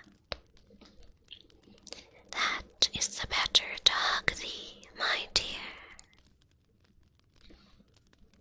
Grandmama, what great legs you have. The better to run, my dear child. Grandmama, what great ears you've got. The better to hear, my dear child. Grandmama, what large eyes you've got. The better to see, my dear child. Oh, Grandmama, what great teeth you've got. To eat thee up." And saying these words, the wicked wolf fell upon Little Red Riding Hood and ate her all up.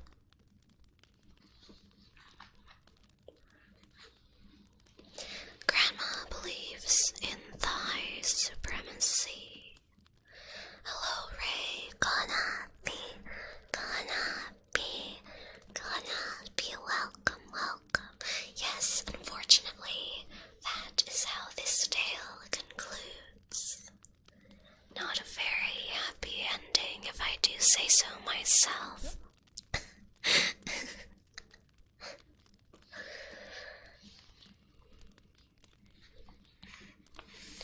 It's been a long time since I've heard this story, but I've actually never heard of the ending where she only gets eaten up and not saved by the woodsman. Perhaps I've been sheltered by these other fairy tales for too long. It appears that, is this the original? Let me look.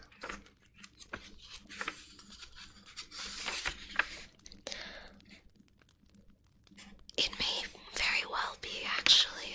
I am unsure. The original was like that, Cronus. I see. Thank you for letting me know. Wow, how horribly and bitterly dark. This is the version you grew up with, Betty. Wow. My family also read me some pretty dark books as well, but this is kind of on another level, being eaten. I suppose it's not graphic, though. You've got to go to bed, Dragon. There's one more story. Are you sure you want to go so quickly? I feel like a monster, a real monster from the human world now, beckoning you to stay. But good night, Dragon. Odds happy. Odds happy, Dragon. Thank you so much for coming to the stream.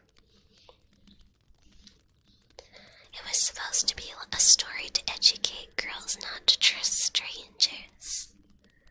That's rather sad, isn't it? So happy I made it in time for some ASMR. Thank you so much, Immortal. I really appreciate it. Thank you for your generous super fat. Thank you. Thank you, thank you. Well, if you insist, I'll stay. I promise. I promise, I promise. There's only one more story. Okay? And now for the last one of Happy. Traditional German fairy tales are like that a child was somehow disobedient. This is how they met a terrible end. You're making it sound like a chubby emu video. I love watching those. I forgot how cultured Mavia is. I need to visit the church on Discord. If you haven't joined the Discord, please do consider joining it. We have a lot of fun. It's a very calming place. I would dare say it's more calming than me reading these stories.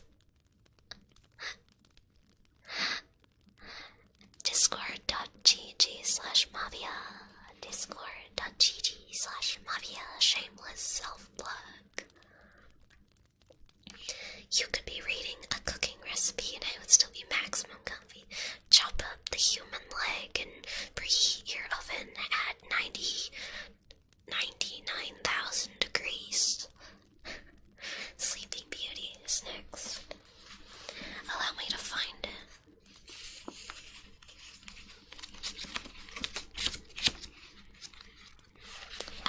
Here it is. Okay. Why don't we save Golden Locks for next time? I will conclude with Sleeping Beauty. Alright, so we know what we're going to be listening to next time. We're going to be starting with Golden Locks, which, mind you, is actually not Goldilocks and the Three Bears. It is actually an entirely different story. So it's kind of exciting, has nothing to do with bears. It talks about a magical princess, from my understanding. I have yet to read it, though. Make sure to preheat before cooking. Make sure to baste your human. Put stuffing in. Ins. In case I don't make it through this story, thank you for the most peaceful night I've had in a long time. Wow, Ins. That means a lot to me. I need to get more practice doing ASMR for sure. But I'm very grateful that you came out tonight to listen. And thank you so much for your generous super bat. And I wish you the best tonight. And I hope you have a wonderful, wonderful rest of your night. And relax well and sleep well. Is Rumpelstiltskin in here? I don't believe so. I can check. The reason I'm reading this book is because I'm unsure what copyright looks like. This is over 100 years old, and a lot of these are in the public domain, so I kind of assumed that these would be okay. And I don't think they've republished this book since. But if there are stories you guys would like me to read in particular, could you please leave them in the comments? I'd really appreciate that, because I'm worried in the Discord your recommendations could get lost. But I'd love to hear what stories you guys would like me to read. Rumpelstiltskin. Is that, no, okay, oh, it's not alphabetically sorted. Rumpelstiltskin. No, it does not have Rumpelstiltskin in it. Perhaps that's in another book, because I know there are a few other ones, although I think there are other different types of stories in it. This one also has Aesop's fables in it as well, although we're not reading any of those today, and they are quite short. So now let us resume, shall we? Yeah, you can find all the ones that I can read in the description. Actually, it doesn't have all of them listed because, as you can imagine, some of these stories are quite old and can be a little bit problematic.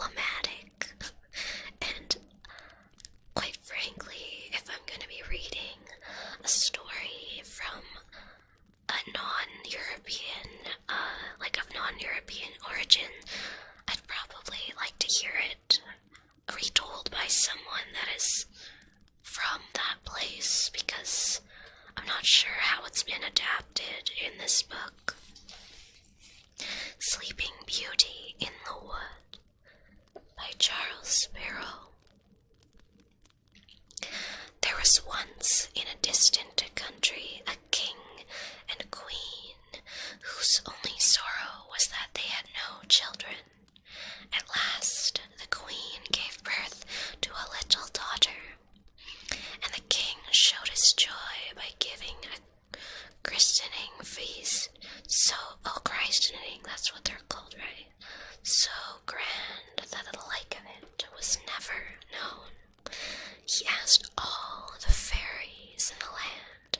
There were 7 found in the kingdom, to stand godmothers to the little princess, hoping that each might bestow on her some good gift.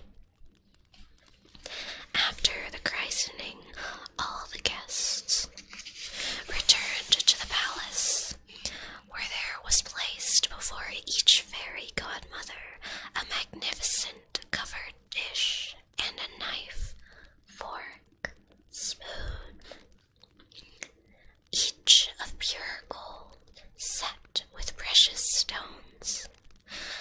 But as they were all sitting down at the table, there entered an old fairy who had not been invited because it had been more than 50 years since she had gone out of a certain tower, and she was thought to be dead or enchanted. The king ordered a cover to be placed for her, but it was of common earthenware, for he had ordered from his jeweler only 7 golden fairy dishes for the 7 fairies aforesaid. The old fairy thought herself neglected and muttered angry threats, which were overheard by the youngest fairy who chanced to sit beside her. This good godmother, afraid of harm to the pretty baby, hastened to hide herself behind the hangings in the hall. She did this because she wished to speak last and repair any evil the old fairy might intend. The fairies now offered their good wishes, which, unlike most wishes, were sure to come true. The first wished that the little princess should grow up the fairest woman in the land. The second, that she should have wit like an angel. The third, that she should be perfectly graceful. The fourth, that she should sing as beautifully as a nightingale. The fifth, that she should dance perfectly well. The sixth, that she should play all kinds of music perfectly. Then the old fairy's turn came. Shaking her head spitefully, she uttered the wish that when the baby grew up into a young lady, she learned to spin, she might prick her finger with a spindle and die of the wound. This terrible prophecy made all the company tremble, and everyone fell to crying. Upon which the wise young fairy appeared from behind the curtains and said, "Assure yourselves, O king and queen, the princess shall not die. I have no power to undo what my elder has done.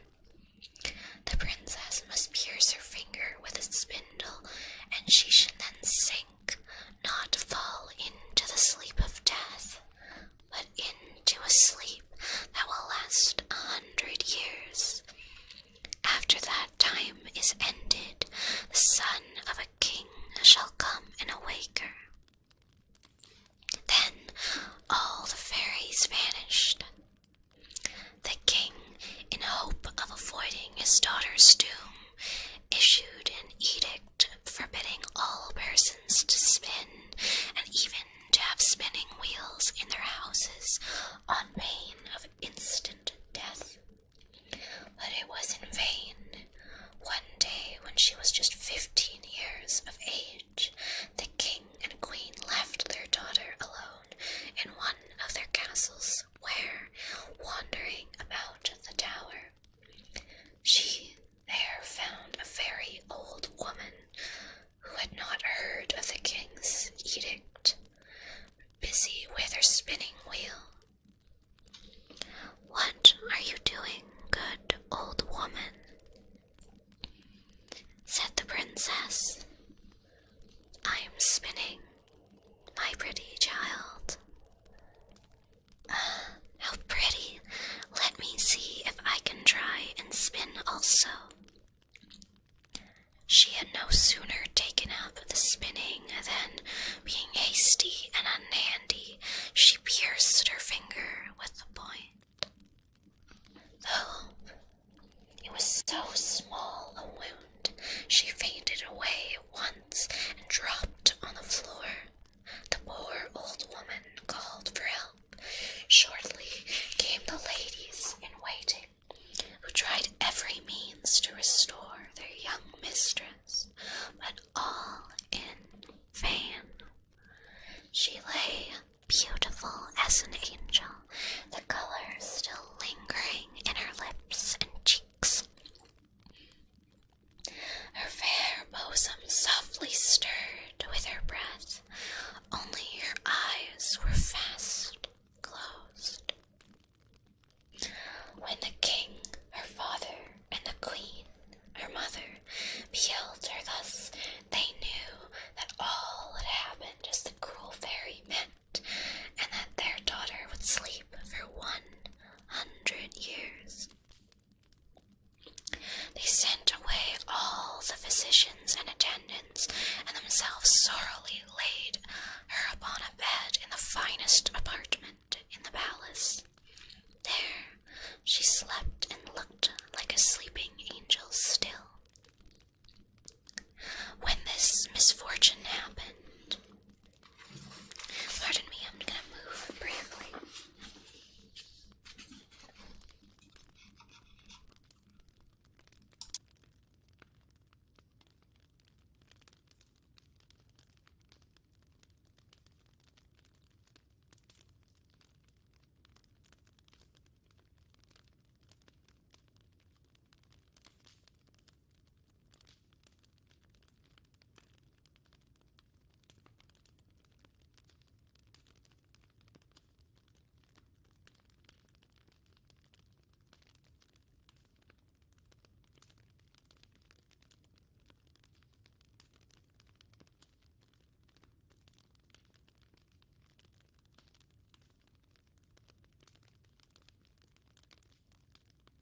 Sorry, I think I sat weirdly on my leg and I really hurt myself.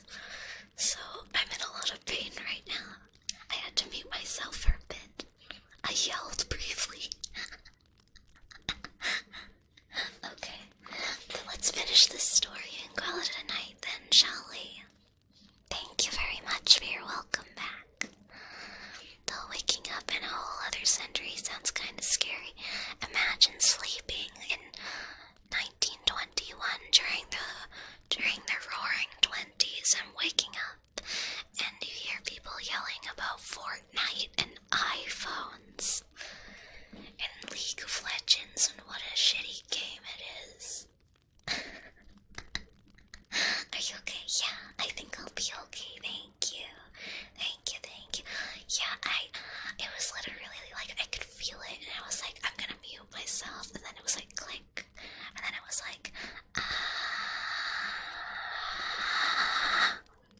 click. Okay, we're back. Don't push yourself too hard. No worries, I'll be fine. Although I'd best get back to studying after I'm done this, and then I hope I'll sleep as soundly as I hope you will. It is my greatest desire to have you sleep soundly and comfortably tonight.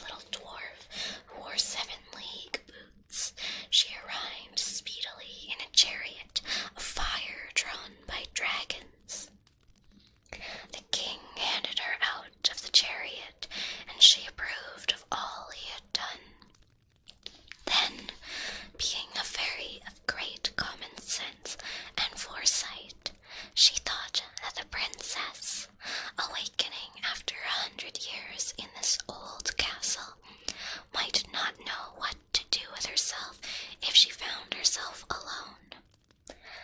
Accordingly, she touched with her magic wand everybody and everything in the palace except the king and queen, governesses, ladies of honor, waiting maids, gentlemen ushers, cooks, kitchen girls, pages, footmen, even the horses that were in the stables, and the grooms that attended them. She touched each, touch, touch, touch, and all. Nay, to the dogs too, in the outer court, and the little fat lapdog, Mopsy, who had laid himself down beside his mistress in her splendid bed, were also touched, and they, like all the rest, fell asleep in a moment. The very spits that were before the kitchen fire fell asleep, and the fire itself, and everything became as still as if it were in the middle of the night, or as if the palace were a palace of the dead. The king and the queen, having kissed their daughter, went out of the castle, giving orders that it was to be approached no more. The command was unnecessary, for in 1/4 of an hour there sprang up around it a wood so thick and so thorny that neither beasts nor men could attempt to penetrate there.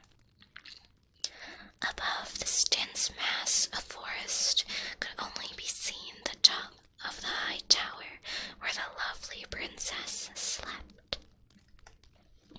When 100 years were gone, the king had died, and his throne had passed to another royal family. The reigning king's son, being one day out hunting, was stopped in the chase by a great wood, inquired what wood it was, and what were these towers which he saw appearing out of the midst of it. Everyone answered that they had heard, as he had heard. Some said it was an old castle haunted by spirits.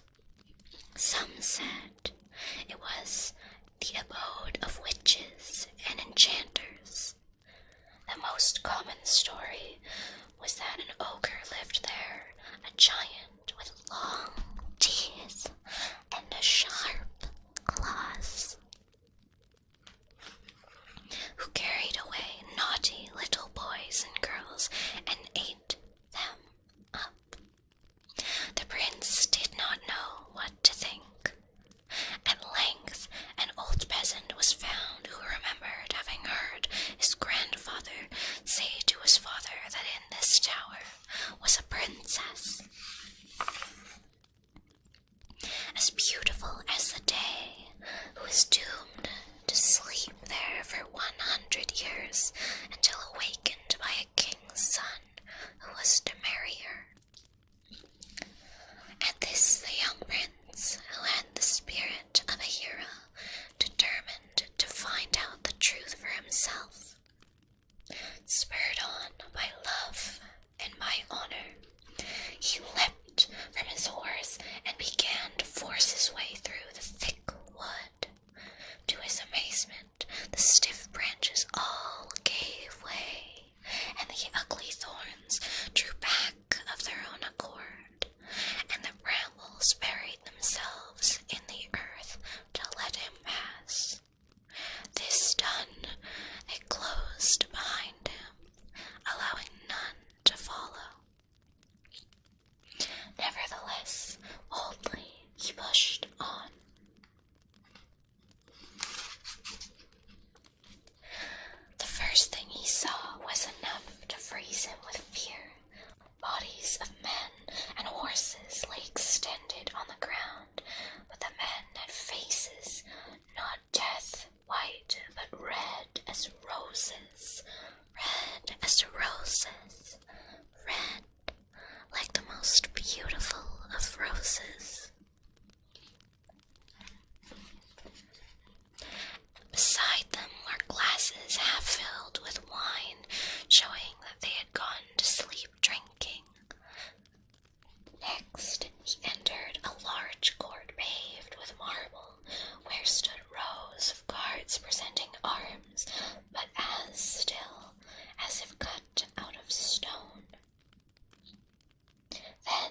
He passed through many, many, many chambers where gentlemen and ladies, all in the dress of some past century, slept at their ease, some standing, some sitting.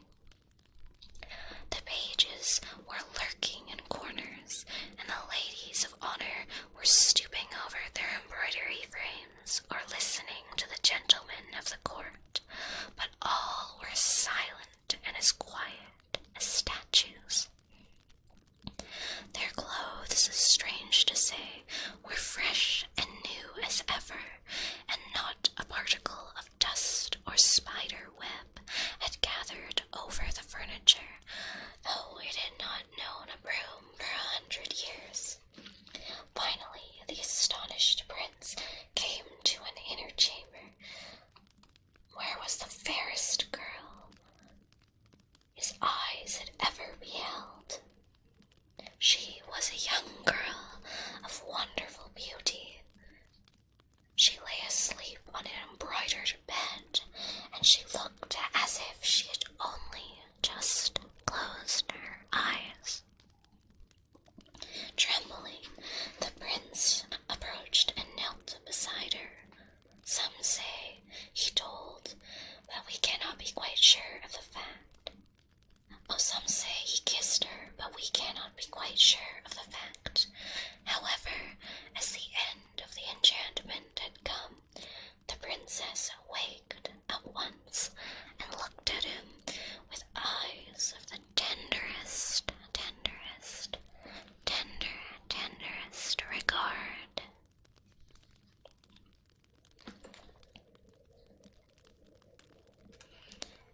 She said sleepily, "Is it you, my prince? I have waited for you very, very long." Charmed with these words, and still more by the tone in which they were uttered, the prince assured her that he loved her more than his life.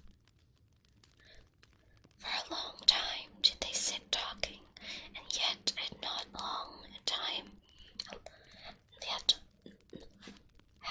said half enough.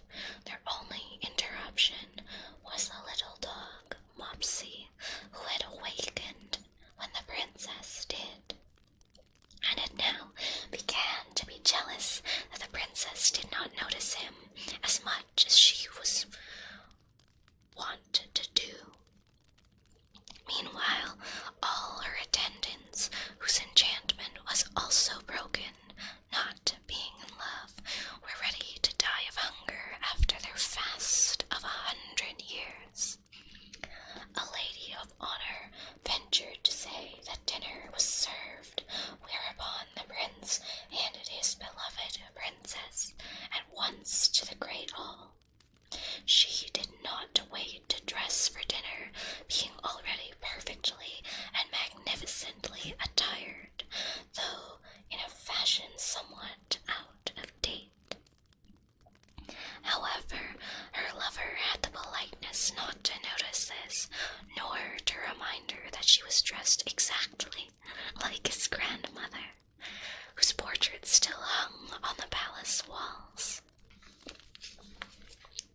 During dinner, a concert by the attendant musicians took place, and, considering they had not touched their instruments for a century, they played the old tunes extremely well.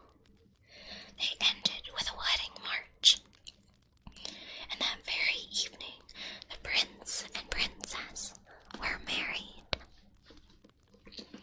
After a few days, they went together out of the castle and enchanted wood, both of which immediately vanished and were never more beheld by mortal eyes. The princess was restored to her ancestral kingdom, and after a few years the prince and she became king and queen and ruled long and happily.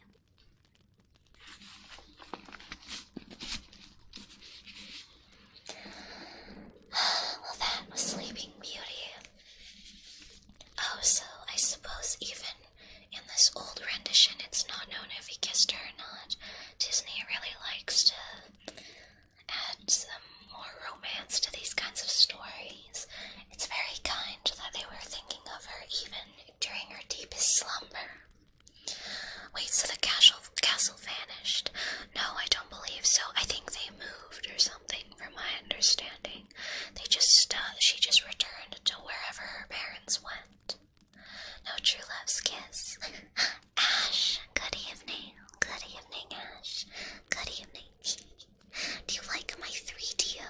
Does it terrify you? Does it relax you? Welcome, dear friend. I hope you're doing well. Thank you so much for your claps. I think just the enchanted wood vanished. Yeah, I think that would make sense. You know, they probably mentioned it somewhere in the book, but unfortunately, harpy brain forgot already what happened. And in this story, the witch, she's a fairy as well, which I found very, very interesting. When you marry a waifu, but she's a boomer, it's okay, she's only dressed like a boomer. Konharpy, thank you so much for coming to the stream today. Welcome, welcome, welcome, welcome. Where can I find the thumbnail? Need that as my wallpaper.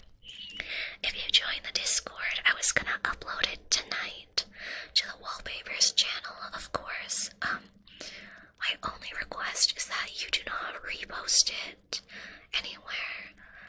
I may see if I can get, well, technically I commissioned the artwork, so I think I have rights to post it. But as long as you don't use it for any commercial purposes, and if you want to use it for something, just give me an ask. You can message me in the Mavia channel in Discord, but I'll definitely put it up. The original is quite bright, so I went into Photoshop and I dimmed the brightness and changed some of the colors a bit. But I can put both up for download in the Discord.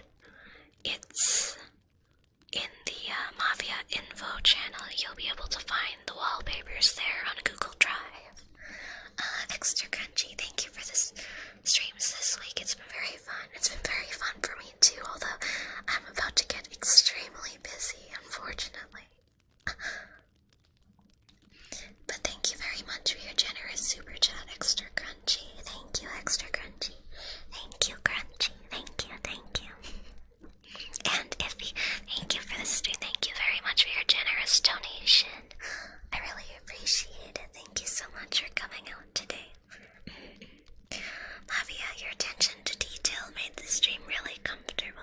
I'm really happy to hear that. Kamu, thank you. I believe I still have a long way to go in terms of learning how to do ASMR better, but it is a lot of fun, and I hope we can do this again sometime. Little Konharpy, thank you so much for coming to the stream today. I'm afraid I'll have to end it here, but thank you guys so much for a wonderful night. I hope you have a wonderful, wonderful sleep, or a wonderful, wonderful rest of your day. Thank you so much for coming. Otsapi, thank you so much for coming to the stream. I love you so much. I love you, I love you, I love you. I love you, I love you, I love you.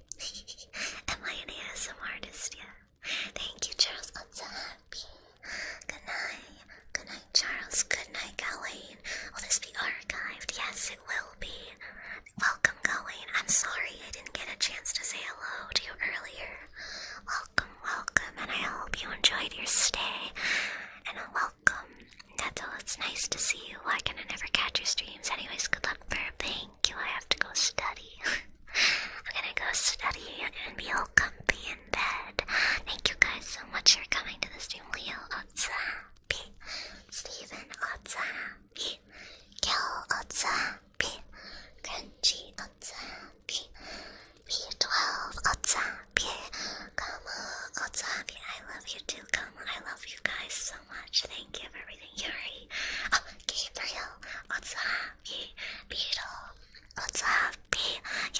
Luigi, Otsapi, Ariel, Otsapi. I'll have to come back to this another night, or even next time I'm isolated. I'm so honored. Thank you for coming by. It's always an absolute pleasure to have you. You just got here, Colleen. Well, thank you very much for coming by the stream. I'm so sorry that it's ending now, but the fact that you came by, I really appreciate it. Thank you so much. Welcome, welcome. I hope to do this again some other time and maybe play some Pokemon this week, so...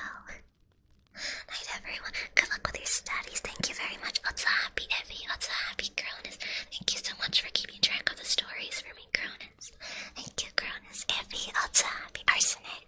Otsapi. Super Dark Aqua, Otsapi.